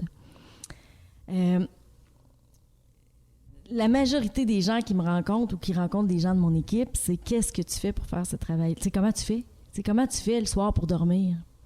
Ah, c'est dans mes questions aussi. Mais, tu sais, là, c'est José Masson qui te parle. Tu sais, ce serait Anne-Sophie ou Justine de mes employés, ils le font différemment. Tu sais. À chacun, il faut avoir la capacité de prendre soin de soi, ça, c'est sûr. Il faut être capable de ventiler ce que tu vis au travail. Tu sais, c'est sûr, ça aussi, c'est sûr. Tu peux pas... Il y a des charges émotives incroyables, là. Moi, un jour, je m'étais obligée à ne pas amener mon travail à la maison. Ça a été la pire chose. Ah, pourquoi? Parce que je m'obligeais à faire quelque chose qui, en fait, moi, ça m'habite. Ça fait partie de moi. Moi, ce travail-là, il fait partie de moi. Puis le jour où je me suis dit, non, j'ai le droit d'y penser, puis je vais être une bonne mère pareil, tu sais, arrête de vouloir faire une coupure, là, que ça t'habite, pas que ça te préoccupe tout le temps, tous les soirs, puis tout le temps, mais le jour où je me suis donné la permission que ça fasse partie de moi, ben j'ai passé les plus belles nuits de ma vie, puis les plus belles soirées, parce que je me suis donné la permission que si jamais ça remontait, ben que j'accueillais ça. Au lieu de m'obliger à ce que ça reste dans mon auto ou sur le bord de la porte, là. Non. Tu sais, ça se peut pas. Toi aussi, ton travail, des fois, tu y penses le soir. Pourquoi tu as le droit d'y penser, puis moi, non, parce que moi, c'est émotif? Tu sais, pourquoi? Tu sais, le comptable, là, il pense à sa charge de travail de demain. Pourquoi moi, j'ai pas le droit de penser, tu sais, à la petite Victoria, puis que j'ai pas... Pourquoi j'ai pas le droit de penser à ça? Fait que, pourquoi toutes les professions, que le facteur a le droit, mais pas moi, parce que je travaille avec des êtres humains en souffrance? Bon, mais c'est vrai parce qu'on dirait que la majorité du monde qui travaille avec justement dans le domaine de l'aide, souvent, comment tu fais pour faire la coupure? Mais non. T'es obligé de faire une coupure? Ça fait partie de toi. Mais ouais, mon travail m'habite. Ça fait 25 ans que je travaille au social cette année. Là. Ça fait 25 ans qu'il m'habite. Puis oui, il y a des journées plus dures que d'autres, mais tu sais, l'actuaire aussi, il y a des journées plus dures que d'autres. Puis le pharmacien aussi. Tu sais, pourquoi faux? Fait que le jour où je me suis donné cette permission-là, moi, plus jamais ça a été difficile pour moi. Puis je laisse à l'autre sa vie, j'ai assez de la mienne. Et moi, j'ai la mienne, j'ai mes épreuves. Fait que quand Alexandre me parle de son père, c'est pas mon père à moi qui est mort, c'est celui d'Alexandre. Puis pour que je sois bonne avec Alexandre, il faut que je lui laisse son père, parce que si ça devient le mien, ça marche plus. Je vais devenir sympathique. Je vais pleurer avec lui. Je peux pas faire ça. Le vécu de chacun lui appartient. Fait que je lui laisse son vécu. Je le prends pas sur mes épaules. J'ai un rôle dans sa vie. On m'a mandaté pour l'aider à aller mieux. Mais moi, c'est ça mon travail, mais pas de redonner vie à son père, puis pas d'enlever ses larmes pour la vie, puis pas... Tu comprends-tu? De l'aider, de l'accompagner. Donc, ça demande de beaucoup, tu sais, de s'assurer qu'on a le bon rôle. Il y a beaucoup d'intervenants qui veulent être des guérisseurs d'âme, là, mais on guérit personne. C'est pas vrai. C'est pas vrai. C'est quoi le bon terme à utiliser? Ben, on accompagne. Vous accompagnez? Oui, on accompagne. On accompagne les gens qui sont seuls avec leur souffrance ou qui ont besoin de neutralité, là. On les accompagne à essayer de faire un voyage en dedans d'eux pour trouver leur capacité. Moi, c'est pas... Il repart pas avec mes capacités, Alexandre, il repart avec les siennes. Tu sais, moi, j'ai bien beau dire, ben oui, retrousse-toi les manches, ça va bien aller. Non, mais s'il n'est pas capable de se retrousser les manches, tu comprends-tu, je vais être en échec. C'est pas ça. C'est pas ça. Fait que Alexandre, avec les capacités qu'il a au moment où il me parle, ben c'est ça que je vais essayer d'aider à déployer, mais c'est les siennes, pas les miennes. Mais j'aime ça le terme que tu utilisais, être la personne neutre. Mm-hmm. C'est exactement ça. Oui. Puis, ça t'apporte quoi faire ce travail-là dans ta vie de tous les jours? Ça t'apporte quoi? C'est quoi le sentiment que ça t'apporte? Je pense que j'ai un sentiment d'accomplissement très clair. Pas de la société à mon égard, là, puis tu sais, je sais pas comment tu m'as nommé au début. Là, la sommité du deuil au Québec. Ça me fait pas mieux dormir là, dans la vie. Là. Mais quand je vois un enfant me dire merci, ou quand un enfant, 10 ans plus tard, parce que là, c'est rendu ça, hein, je vois des jeunes que ça fait... Puis qui dit, le jour où tu m'as nommé ça, ou ce que, ils viennent faire du bénévolat à Deuil Jeunesse, puis je fais, OK, on les a vraiment aidés. Oui, j'en ai dans les vidéos que tu m'as envoyées, j'avais vu des filles, je pense que ça faisait 8-9 ans que leur mère était morte, puis justement, elle a changé notre vie. Ouais. Je serais pas la personne que je suis aujourd'hui sans l'avoir rencontrée. Elle nous a aidés, elle nous a écoutés, c'était la personne ressource. Bien ça, c'est un sentiment d'accomplissement. Je suis plus une clinicienne maintenant, je suis rendue une directrice générale. Je m'assure que Deuil Jeunesse continue sa vie, pour que quand je suis plus là, que ça marche encore. Puis, je vois encore tous les jeunes qui viennent, je les vois dans la salle d'attente, là, ressortir là, avec de la lumière dans leurs yeux. Puis je me dis, c'est ça qu'on a fait. Là. Nous, on crée de la lumière dans la vie de ces jeunes-là, là, de l'espoir. C'est ça qu'on fait. On redonne de l'espoir. Ta vie n'est pas finie. Puis là, je vois là, que tu sais, mes employés, là, ils reproduisent ça de moi. Fait que là, tu sais, j'ai un sentiment de fierté là, de me dire, c'est plus juste moi, là. J'ai une équipe qui le fait, puis c'est nécessaire parce que ces jeunes-là, s'ils viennent chez nous retrouver ces lueurs d'espoir-là, c'est parce qu'ils ne l'ont pas trouvé ailleurs. Fait que c'est sûr que ça, c'est gros. Avec le recul, je me dis, hey, ça a été tough. Là. J'ai eu des embûches financières. C'est pas encore facile. Puis COVID nous a rentré dedans. Puis il n'y a rien d'acquis. Hein. Deuil Jeunesse, là, c'est beau, mais il a été sur le respirateur artificiel l'année passée. Je n'étais pas sûre si je le débranchais ou pas. Là. Ça a été tough. Moralement, j'ai investi, surinvesti. Fait que maintenant, là, je suis capable de prendre un recul puis de dire, ouais, ça m'a apporté. Je pense pas qu'il y a un autre travail au monde qui m'aurait apporté ça. Fait que ça, je suis contente. Je me suis jamais levée en disant, faut que j'aille travailler. Moi, mon travail, là, c'est, j'y vais, je tripe, il y en a trop de travail, c'est pas grave. C'est ça. Je me serais pas vue ailleurs. Je suis pas capable de m'imaginer ailleurs, autrement. Ah, mais je t'écoute parler de ta bonne place, là, clairement. Puis j'ai créé quand même, j'ai mis au monde une entreprise, j'ai mis au monde un organisme, je pensais pas que j'étais ça, là. Je pensais pas que j'étais une entrepreneur, Fait que je suis quand même fière d'avoir réussi à faire ça, puis que ça marche. Ça aurait pu être un échec. Parce que vous aidez des centaines de personnes, là. C'est pas des milliers, là. Oui. On en aide beaucoup. Puis, es-tu le seul au Québec, Deuil Jeunesse, organisme vraiment pour le deuil chez les jeunes qui existe ou il y en a d'autres? Non. Il y a d'autres organismes qui se sont, avec le temps, là, qui, évidemment, hein, on a été dans les premiers. Il y avait des organismes communautaires qui touchaient ça, avec des missions qui pouvaient être des fois similaires ou différentes. Nous, avec juste des professionnels, on était vraiment longtemps seuls. Après ça, il y en a eu qui ça a été bénévole, d'autres juste par suicide, d'autres juste pour des homicides, ou juste pour un parent, ou fait qu'il y a des organismes qui sont nés de ça. Mais avec la mission qu'on a, les valeurs qu'on a, la façon de faire, je suis obligée de dire qu'on est unique, mais les autres sont uniques avec leur mission, leurs valeurs, leur façon de faire, leur clientèle. Donc, il y a encore, c'est sûr qu'il y a des généralistes qui aident le deuil, puis il y a de plus en plus des gens qui se sont spécialisés.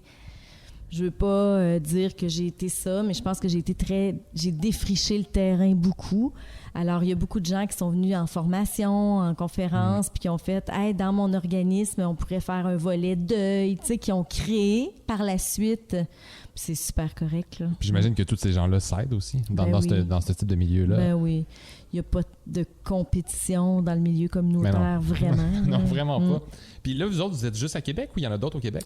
Bien, en fait, le siège social est à Québec, mais c'est sûr que nous, on aide à travers le Québec parce que, de toute façon, on fait on peut par visio aider la personne qui est au Nunavut, on peut le faire. Il n'y a pas de problème. Puis d'ailleurs, COVID nous a montré qu'on pouvait le faire parce qu'on était presque un an à le faire comme ça.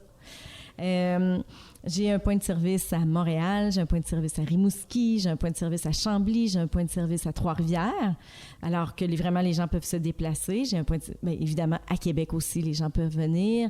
J'ai des intervenants certifiés à travers le Québec. Fait que, tu sais, on est capable de couvrir, je te dirais... Une bonne partie du Québec.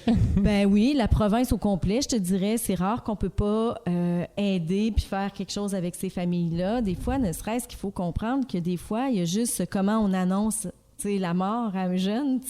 La majorité de nos appels dans une journée, si on a 14 appels, j'ai envie de te dire qu'il y a peut-être 8 appels que c'est comment j'y annonce la mort. Ça, peu importe. Attends, comment ça, comment j'y annonce la mort? Parce que tu es chargé d'annoncer la mort au... Non, mais il y a des gens qui nous appellent pour savoir je fais comment pour annoncer la mort de la grand-mère, du papa.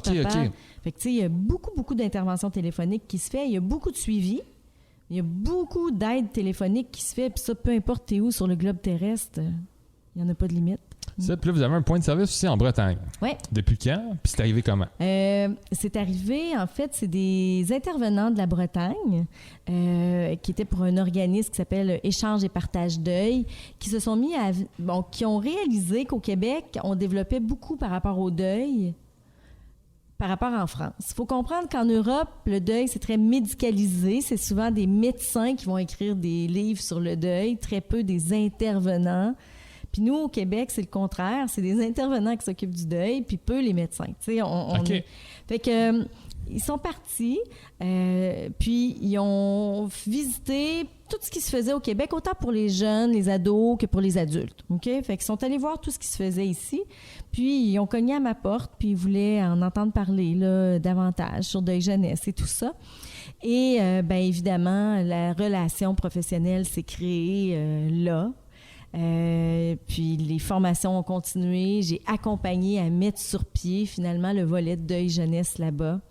Alors, Nadine, là-bas, qui est la directrice, s'occupe maintenant autant du volet jeune qu'adulte, mais le volet jeune et adulte sont vraiment sous le modèle, répondent vraiment là, aux mêmes valeurs puis au même schème de référence finalement que Deuil Jeunesse. Là. Alors, ça s'appelle maintenant Échange et Partage Deuil Jeunesse. OK. Puis est-ce que c'est dans tes projets de vous implanter à d'autres places en Europe, en Amérique, en Asie? Moi, il faut que tu comprennes que j'ai jamais eu le projet de m'implanter ailleurs. J'ai eu cette opportunité-là, je la trouve magnifique. Je prends davantage ce qui vient à moi. Fait que si jamais un jour ça arrive, ben tant mieux. J'aimerais ça. OK, là, on est rendu... Moi, après avoir rêvé de mettre Deuil Jeunesse au monde, qu'est-ce que je rêve? Ben, c'est qu'il soit partout. Ouais. OK? Fait que là, on m'enlèvera pas ça. Et évidemment, j'aurais le goût. C'est beaucoup d'énergie.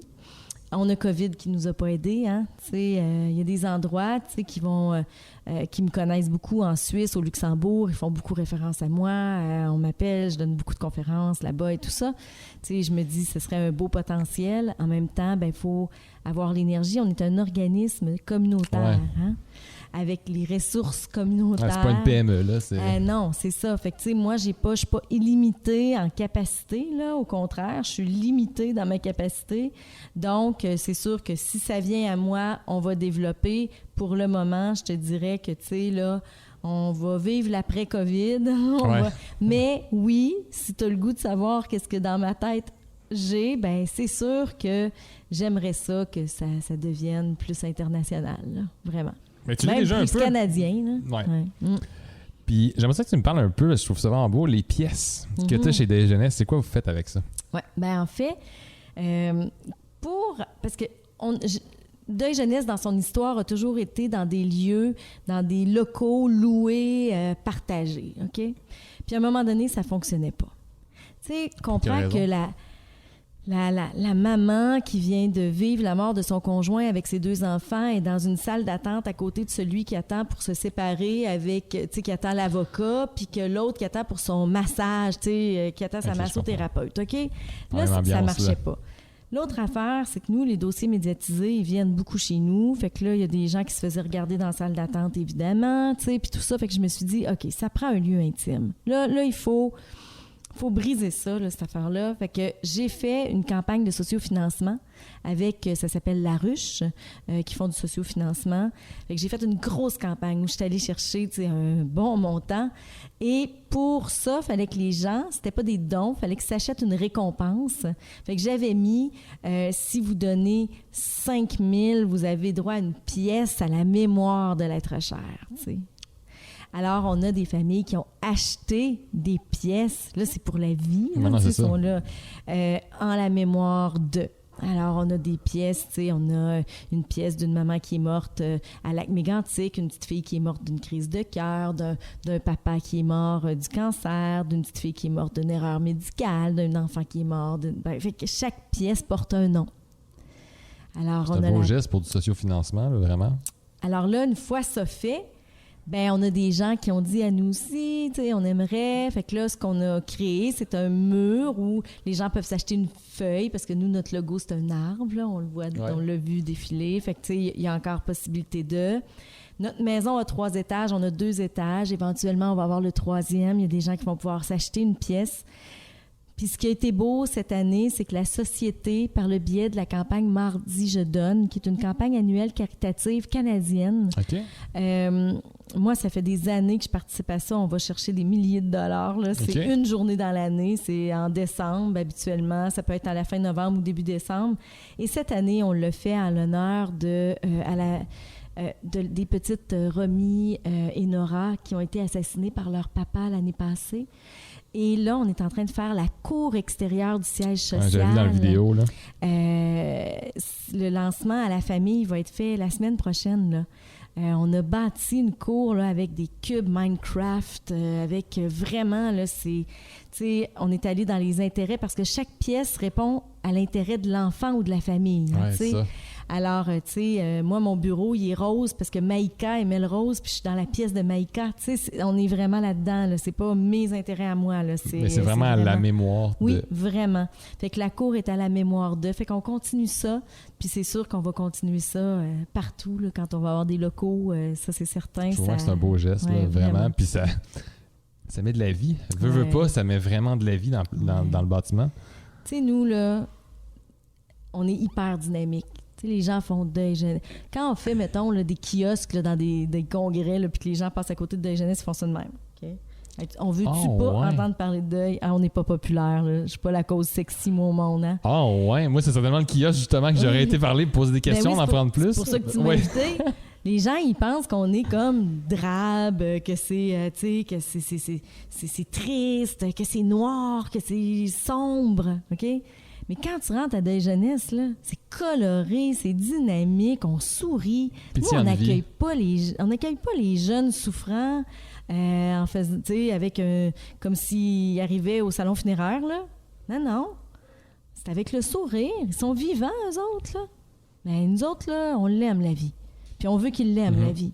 Fait que c'est hyper dynamique, là. Fait que les pièces sont colorées. Tu sais, à Deuil Jeunesse, c'est coloré. C'est vraiment coloré. Oui, puis c'est ça que je trouve beau aussi, tu sais, comme tu disais, le monde, il se cache un peu, mais tu sais, comme c'est la mort, fait qu'on a souvent l'image des gens qui travaillent au salon funéraire, qui n'ont pas vraiment d'émotion, tout ça, fait que c'est peut-être pour ça que le monde voit comme du monde grave, puis qui sourit pas, puis qui est pas pétillant, puis tout ça. Ouais, puis pourtant, moi, tous les thanatologues que je connais sont très souriants et ils adorent la vie. Mais j'avoue qu'au moment des rites, ça a moins de place pour les éclats de rire. Oui. On comprend ça. Là. Fait que c'est beaucoup plus solennel. C'est beaucoup plus... On comprend, mais chez nous, c'est pas ça. Là. C'est pas ça que vous évoquez puis que vous montrez. Non. Là, depuis une couple d'années, il y a des programmes, des nouveaux programmes d'éducation sexuelle qui sont arrivés à l'école. C'est pas top-notch, mais est-ce que tu penses que ça pourrait se faire un programme sur le deuil? Je parle pas de 35 cours, mais vraiment une couple de cours pour apprendre aux enfants c'est quoi le deuil? Bien, nous, on en a créé un. Il existe. Ben, ça parle-moi en plus. Mais c'est les écoles qui le veulent pas. Ah, OK, vous l'avez créé, mais Il existe. Ça s'appelle Fini les tabous. Puis on a même décidé cette année qu'on n'attendait plus après les écoles, puis qu'on va le faire maintenant de façon virtuelle. On va rassembler les enfants du Québec, puis les adolescents du Québec qui ont le goût. Ça s'appelle, en fait, ce qu'on appelle, c'est Fini les tabous, c'est de l'éducation à la perte. Apprendre à perdre. De l'éducation à la perte, wow, OK. Apprendre à perdre. Apprendre à perdre, apprendre à vivre des séparations, apprendre à comprendre c'est quoi la mort, apprendre à savoir qu'on est mortel puis qu'on aime des mortels. Est-ce quelque chose, hein? Oui. Mais c'est tellement simple, pourtant, là. Ben, c'est parce que ça devrait être à la base de l'éducation. Tout le monde devrait savoir ça. Mais à cause des tabous, c'est pas ça qui se fait. Fait que ça existe. Puis là, tu vas voir ça dans les réseaux sociaux. Là, on commence ça là, en septembre. On appelle à tous. On va prendre des jeunes de partout. Là, on mettra un lien dans le bas de la vidéo, justement, pour ça. Que ce soit ça. à Côte-Nord, en Gaspésie, à Québec, à Montréal. Go! Ah, c'est hyper dynamique. C'est coloré, ça aussi. Fait que là, ça s'en vient, ça, là, en septembre. Ouais. OK. Puis oui, j'y tiens, ça. Tu sais, c'est important ce que je viens de te dire, puis je pense que je vais le répéter, tu sais. On est mortels et on aime des mortels. Ça veut dire, là, qu'il n'y a rien qui nous... Tu sais, il n'y a rien qui est pour toujours. Non, c'est ça. Donc, apprenons que ça existe, puis comprenons avant que ça arrive tout ce qui peut être normal. Fait que le jour où ça va arriver, on va arrêter de se trouver pas normal. Toutes les recherches scientifiques démontrent que si tu as parlé de la mort avant que la mort frappe dans ta vie, ben t'es pas mal mieux équipé, peu importe l'âge que tu as. Ben oui. Fait que ça n'a pas de bon sens que ça se parle pas dans les cours d'éthique et de culture. Tu sais, pourquoi qu'on met pas ça? Alors que on fait lire des romans aux jeunes, puis il y a de la mort là-dedans, mais on s'y attarde pas. Les films, ben tout, oui, ben oui, on s'y attarde pas, tu sais. Mais ouais, pourquoi on n'en parle pas correctement? Pourquoi on n'aide pas les amis à aider leurs amis qui vivent des pertes, puis des malheurs, puis des épreuves? C'est pourquoi quand nos jeunes, ils perdent au hockey, on fait « c'est pas grave, c'était beau pareil », puis qu'on ne demande pas « tu vis ça comment, perdre? » Ouais, c'est vrai. Perdre, ça fait partie de la vie. C'est vraiment ça. perdre dans la généralité du mot. Là. Fait que nous, là, c'est éducation à la perte. Évidemment, à travers ça, on parle de la mort, on parle de la séparation, on parle des ruptures chez les adolescents, des ruptures amoureuses. On va aborder ça, évidemment. Wow. Ouais. Écoute, c'est un Christy de beau projet, vraiment, mais pourquoi le gouvernement est réticent? Tabou, mais on parle quand même de l'évolution de jeunes humains qui va les aider plus tard en tant qu'adultes. Hey, c'est pas si facile que ça, là, que le ministère accepte un programme. Là. Moi, j'étais allée m'asseoir avec le ministre de l'Éducation juste avant COVID. T'sais. Il trouve bien beau le programme, mais c'est pas là qu'on est. Là. Tout est bâti d'avance, tout est là. J'ai fait partie de la réforme des cours de éthique et culture religieuse. Ah ouais? J'ai fait partie de ça, j'en ai parlé. Écoute, peut-être ça va se parler une demi-heure à travers, parce que c'est pas si facile que ça. Okay. C'est pas si facile que ça non plus, aller voir les commissions scolaires et dire c'est important. OK, c'est parce qu'on a plein d'autres priorités. Là. Nous, on a la violence, l'intimidation, le ci, le ça. OK. Fait que c'est pour ça qu'on s'est dit, on va arrêter d'attendre après ça. Vous allez le faire vous-même. On va se le donner dans notre mission, nous, l'éducation, on va le faire. Vous allez le faire comment? En conférence? Ça va être ça va être virtuel. Okay. Vraiment, les jeunes, les parents vont pouvoir inscrire leurs jeunes, puis on va en faire autant qu'il faut. Okay. Puis ils sont bâtis selon les âges, ils sont bâtis, tu sais, puis c'est pas... ils ressortiront pas de ces rencontres-là là, avec l'anxiété de la mort, là, pas du tout, là, c'est vraiment... c'est de la sensibilisation, puis c'est vraiment de l'outillage. Là, on leur donne un coffre d'outils, là, que tout adulte devrait avoir. Ben honnêtement, tu m'enverras ça, je vais me mettre sur la vidéo, puis moi, je vais aller voir ça m'intéresse vraiment beaucoup, là. Excellent. Wow! OK. Ben écoute, c'était vraiment un beau projet. Retournez un petit peu plus dans Deuil Jeunesse. C'est quoi les changements physiques et psychologiques que tu peux voir chez les jeunes endeuillés? Bon. Psychologique, ça va être plus facile. On va commencer par ça. Ben c'est sûr que tu sais, toute la partie attachement, anxiété, peur, dans les débuts, tu sais, on va voir beaucoup de difficultés de concentration, le désir de plaire à la personne qui est morte, le désir de poursuivre. On se fait dire « tu ressembles à ton père », on s'oblige à vouloir ressembler à papa. Là, on est un peu dans l'idéalisation aussi de ce que serait ma vie s'il n'était pas mort. Ça, c'est gros, là. Les jeunes, un jour, vont tous passer par « si papa était pas mort, ma vie serait plus belle ». Ils oublient que papa avait des défauts.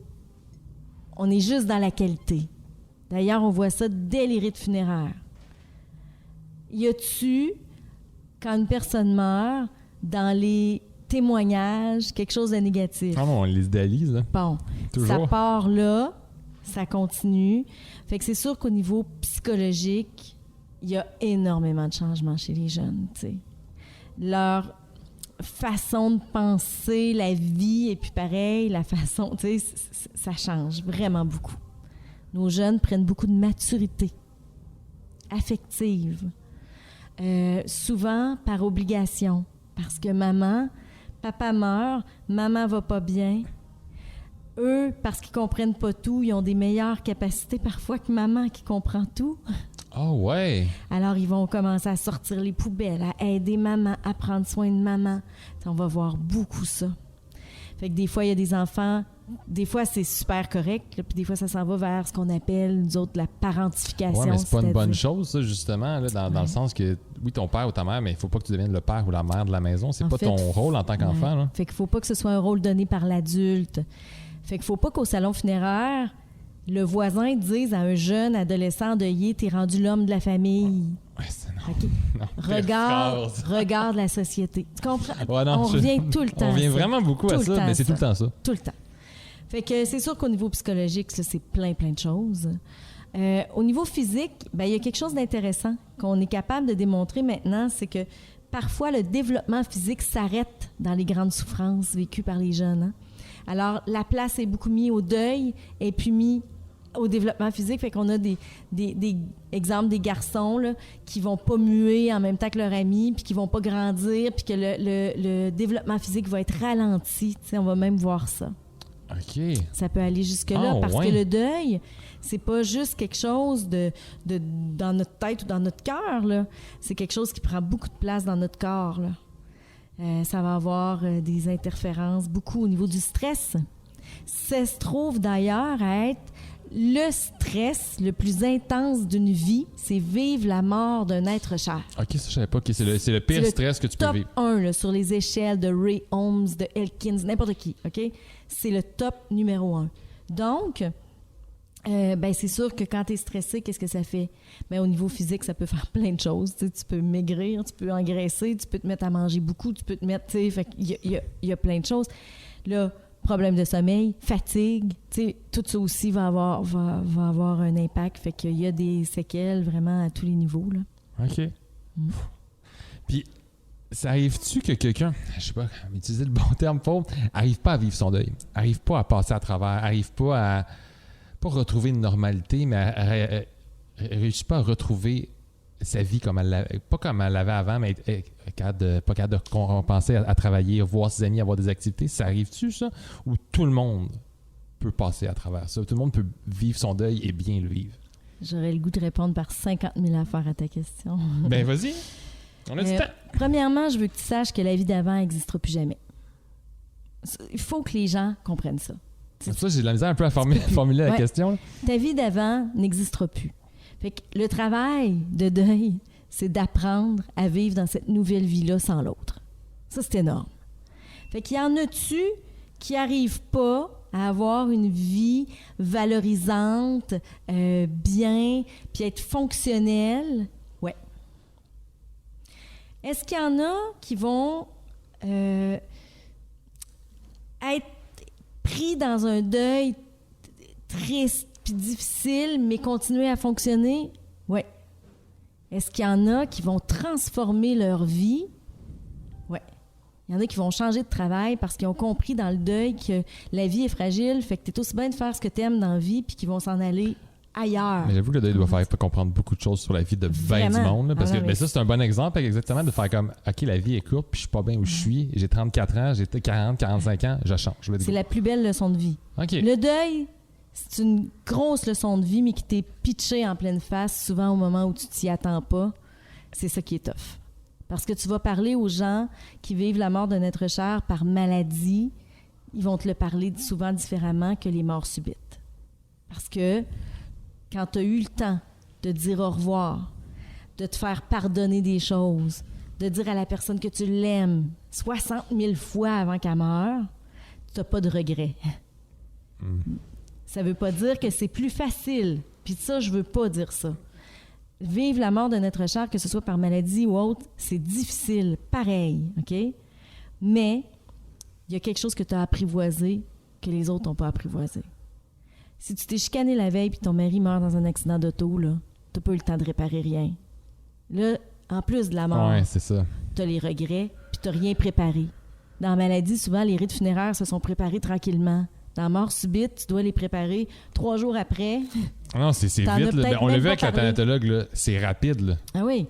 Tu sais, moi, des fois, je parle à ma fille là, qui est là, puis je dis, toi, tu voudrais-tu être en petite poussière ou t'aimerais ça être dans un cercueil? Tu sais, on se parle de ça, là. OK? Ça va? Il y en a.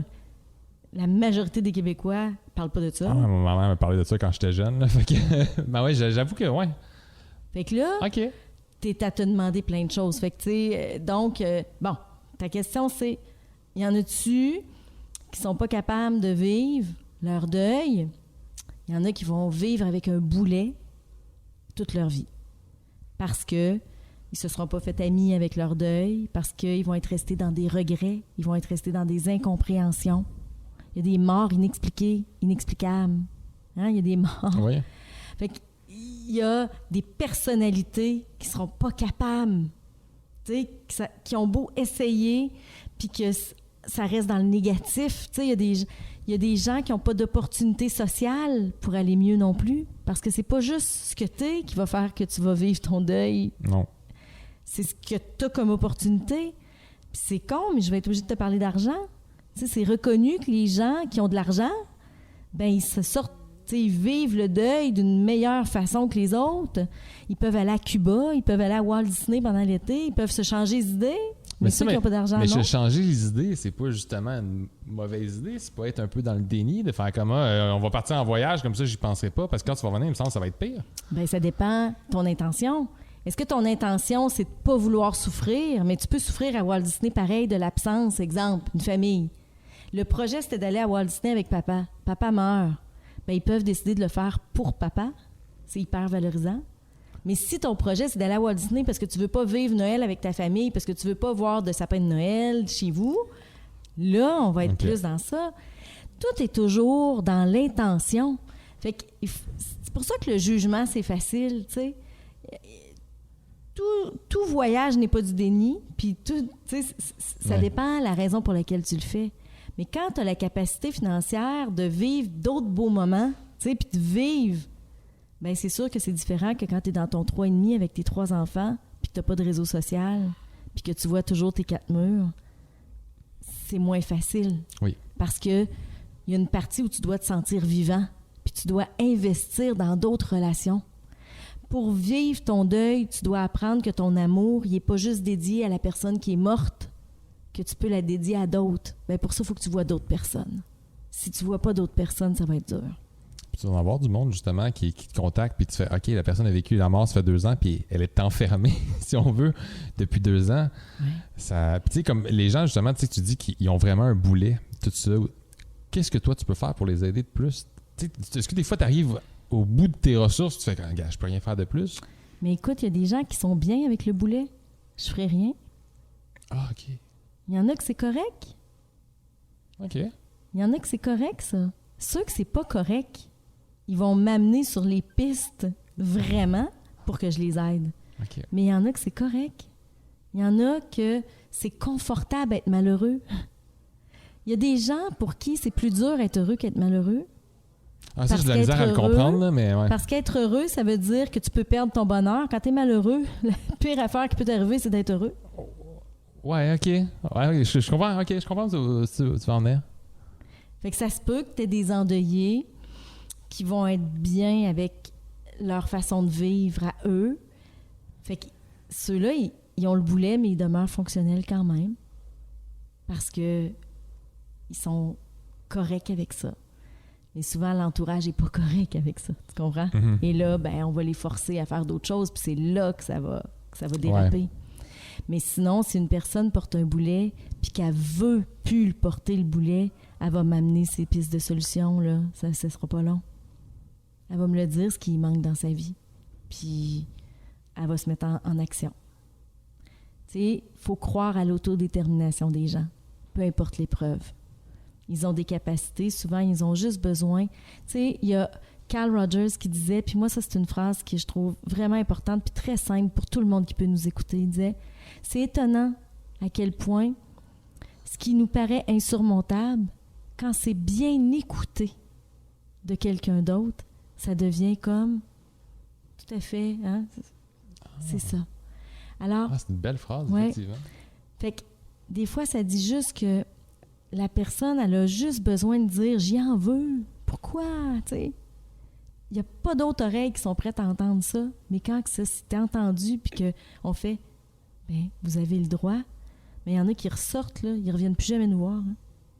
Mais des fois, juste se faire dire que tu as le droit, là, c'est beaucoup. Puis d'être entendu dans les sous-mots de « j'y en veux », puis tu sais, tout ça. Hein.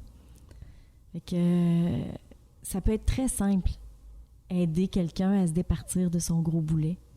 Ça peut être juste de s'asseoir avec lui puis de l'écouter sans parler. On l'écoute avec nos yeux puis nos oreilles. That's it.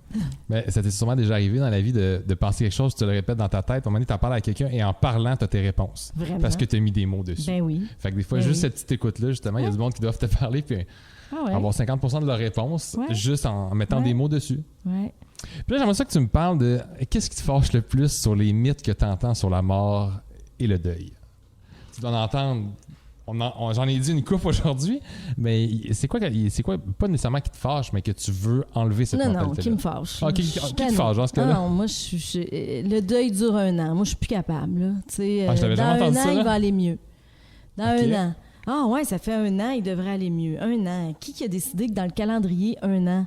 1 an, là, c'est c'est la période d'adaptation. C'est tout le temps la première fois. Fait que dans la première année, là, t'es tout le temps dans le premier Noël sans l'autre, première fête sans l'autre. Tu sais, t'es juste en adaptation. C'est comme si après, t'es vraiment dans le deuil. Tu sais, C'est parce que c'est des chocs la première année, puis tous les événements sont un choc. Okay, le 1 an, là, moi, je l'entends tellement, je suis pas capable. C'est ridicule. Bon, les étapes, là, c'est sûr, je t'en ai parlé tantôt, je répéterai pas. De dire le temps arrange les choses. No. Un endeuillé peut être assis dans sa chaise berçante, là, puis attendre que le temps arrange les choses. S'il n'y a rien qui se fait autrement, il va rester endeuillé, intense, aigu. Là. Tu sais, non, le temps arrange pas les choses. Oui, le temps aide parce que dans le temps, tu fais des rencontres, tu expérimentes des choses, mais c'est pas le facteur temps qui fait que ça fait moins mal. C'est ce que tu fais avec ta vie, ce que tu fais avec ça. Fait que ça, là, ça n'est une qui me fait capoter.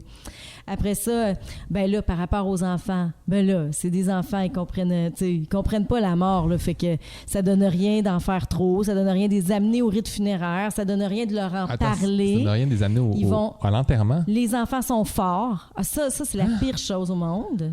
Les enfants sont forts. Ils sont faits forts, eux autres. Quoi? Ils sont faits forts. Je vois même pas le lien avec ça. Il va bien le vivre, il est fait. En tout cas. Ouais. Les enfants sont faits forts, là, pas besoin de leur en parler. Là. On les troublera pas davantage. Ouais. Après ça, là, toute la partie, là, toutes les il faut, là, il faut retourner travailler après tant de temps. Toutes les il faut, là, ça, je trouve, les prescriptions dans le deuil, c'est pas bon, pas du tout. Ça relève de rien. Ça relève de rien. Les adolescents vivent ça comme les adultes. C'est pas bon non plus. C'est pas parce qu'ils font 6 pieds qu'ils ont le bagage de vie puis que leur développement est fait. Fait qu'il y en a tellement. Tu sais, il y a des affaires qui relèvent là, de... Tu sais, j'ai déjà rencontré une maman qui a vécu la mort de son enfant. Elle avait un autre enfant, puis elle s'est fait dire une chance que tu en as un autre. Tu sais, au-delà du mythe, il y a les paroles maladroites, tu sais. Les paroles maladroites. Ça, c'est maladroit, point qu'un peu, là. Ouais. Tu sais, un adolescent qui se fait dire « t'es rendu l'homme de la famille », c'est maladroit. Parce que non, t'es pas l'homme de la famille. L'homme de la famille, il est mort. Toi, t'es encore un enfant. T'es encore, tu sais... un mythe, là, mais c'est pas un mythe, là, mais tu sais, c'est un geste que je trouve terrible. C'est Exemple, au salon funéraire, quand l'adulte arrive devant l'adulte, il parle, il le flatte, il donne des becs, il le prend dans ses bras. Quand l'adulte arrive devant l'adolescent, il ne sait plus quoi faire. Là, il se passe n'importe quoi, hein, tu sais, une tape sur l'épaule, n'importe quoi. Quand l'adulte arrive devant l'enfant endeuillé, il tape sa tête. Tu sais, il n'y a pas d'adulte qui se penche puis qui regarde des yeux d'enfant malheureux. Ça, là, j'aurais tellement le goût de dire « wake up », là. Mais ça va avoir lieu avec le monde, il y a l'inconfort qui ont à vivre la mort et en plus de ça, la vivre avec un adolescent ou un enfant qui vient de vivre une perte. Mais là, tu t'es déplacé au salon funéraire. Moi, j'ai envie de dire, tant qu'à ça, salue l'adulte puis pars. Au lieu de démontrer ta maladresse comme ça aux enfants puis aux adolescents. Parce que eux, ce qu'ils vont se rappeler des rites funéraires, là, les enfants, ils me disent, là, moi, je me rappelle des ceintures parce qu'il n'y a personne qui m'a regardé dans les yeux. C'est pas drôle, là. Ah ouais. Moi, je suis plus capable de me faire taper sa tête. C'est juste ça que je me suis fait faire pendant les rites funéraires. Au salon, là, tout ce qu'on faisait, c'est qu'on me brassait puis qu'on disait « Tu vas aller mieux, tu vas aller mieux. » C'est quoi ça, « Tu vas aller mieux » ? C'est quoi ça, ces paroles-là? Tu vas voir, tu vas aller mieux, OK? Tu vas aller mieux. C'est quoi, le pays des licornes, là? Hey, mon père vient de mourir, ça fait 4 jours. On peut-tu me laisser aller mal? Oui, mais c'est vrai. On peut-tu me laisser aller mal? T'as le droit d'être triste. On peut-tu? Au lieu de me faire des phrases magiques qui n'ont pas de sens, tu vas aller mieux, il y a des enfants qui vont pas mieux, je suis désolée. Fait que là, je vais annoncer à la société que quand on dit ça, on te fait un mensonge. Mais c'est comme si les adultes voudraient que les enfants aient pas de peine, dans le sens, sont faits forts. Oui, c'est ça. Mais c'est tellement ça. Et là, on revient à ce que je t'ai dit au tout début. On veut mettre de la ouate, puis on veut leur faire un deuil parfait. Ça n'existe pas. Puis plus on met de la ouate, plus on leur fait mal. Wow. Écoute, pour finir, j'aimerais savoir, c'est quoi tu vois dans le futur pour Deuil Jeunesse, puis pour la vision du deuil en général dans la société? Bien, moi, c'est sûr que j'aimerais que Deuil Jeunesse devienne un réflexe. Tu sais, que les gens ne soient pas rendus, ne se rendent pas à faire une maladresse avant de nous demander si c'est correct. Tu sais, qu'ils viennent se valider. J'aimerais ça qu'on devienne une référence, un réflexe, là, référence. OK, je l'amène ça au salon funéraire ou pas, à place de ne pas l'amener puis de décider pour le jeune. OK? Tu sais, c'est très simple hein, chez nous. Ça peut prendre 10 minutes, on va répondre à la question, mais au moins, nous autres, on va avoir le sentiment du devoir accompli. Oui. On va avoir jamais, on va dire à des gens, vous devez faire ça. On va toujours leur parler en risque. Si vous ne le faites pas, il y a risque de ça ou de ça. Puis si vous le faites, voici ce qui peut arriver pour qu'ils prennent un choix éclairé. Donc, moi, ce que je souhaite pour la société, c'est que la société arrête de décider ce qui est bon pour l'autre, puis se mette à écouter l'autre dans ses souffrances. Puis l'autre, c'est autant une personne de 90 ans qu'une personne de 2 ans. T'sais, arrêtons de penser que il y a 2 ans, on ne l'amènera pas au salon funéraire. Hey, le 2 ans, il va devenir 10 ans un jour. Puis quand il va nous demander pourquoi je ne suis pas allée, là, ben, ta réponse, tu vas être pognée avec. Réfléchis, puis arrête de penser pour l'autre. Va vers l'autre, puis là, après ça, tu auras été un bon accompagnant. Mais avez-vous sur votre site un onglet « Ne quoi pas dire et ne quoi pas faire » ? Non, parce que c'est trop complexe. Parce que chaque cas est unique. Oui, c'est ça. Fait que dans mon livre, tu sais, j'en ai des quoi dire. Dans mon livre, là, j'ai vraiment des paragraphes, là, comment le dire. Puis je mets des mots dans la bouche du monde. C'est accompagner un jeune en deuil. C'est aussi simple que ça. On va mettre aussi le lien en bas du vidéo. Aussi simple que ça. Fait que j'ai vraiment les gens là, en formation puis en conférence, ils me demandent tout le temps « Oui, mais comment on dit ça? » Fait que là, moi, j'ai tout ramassé ça puis j'ai fait des « Comment on le dit? » Je mets les mots là, dans la bouche des gens. Là. Ah, c'est bon! Mais ce serait dangereux sur un site web parce qu'il y a trop de complexité. Tu sais, le type de mort, la personnalité, l'âge de l'enfant, là, il faudrait qu'on mette ça. Fait que ce qu'on souhaite, c'est qu'ils nous appellent. On va répondre. On répond à tout le monde. Tu sais, fait que il n'y en a pas de gens qui appellent chez nous puis qui disent « Je suis pas répondu ». C'est pas vrai. C'est notre valeur d'être là pour les gens puis d'être disponible. Écoute, merci beaucoup, Josée. C'était vraiment intéressant. J'en ai appris beaucoup. Je pense que le monde aussi en a appris beaucoup. Fait que merci beaucoup. Merci à Chuck. Je parle souvent de Chuck. Chuck, c'est notre directeur technique. C'est lui qui filme, qui fait le montage, qui fait la musique d'intro, qui fait l'intro. Juste que vous le sachiez. Puis sinon, on se revoit la semaine prochaine. Ciao! Bye! Merci!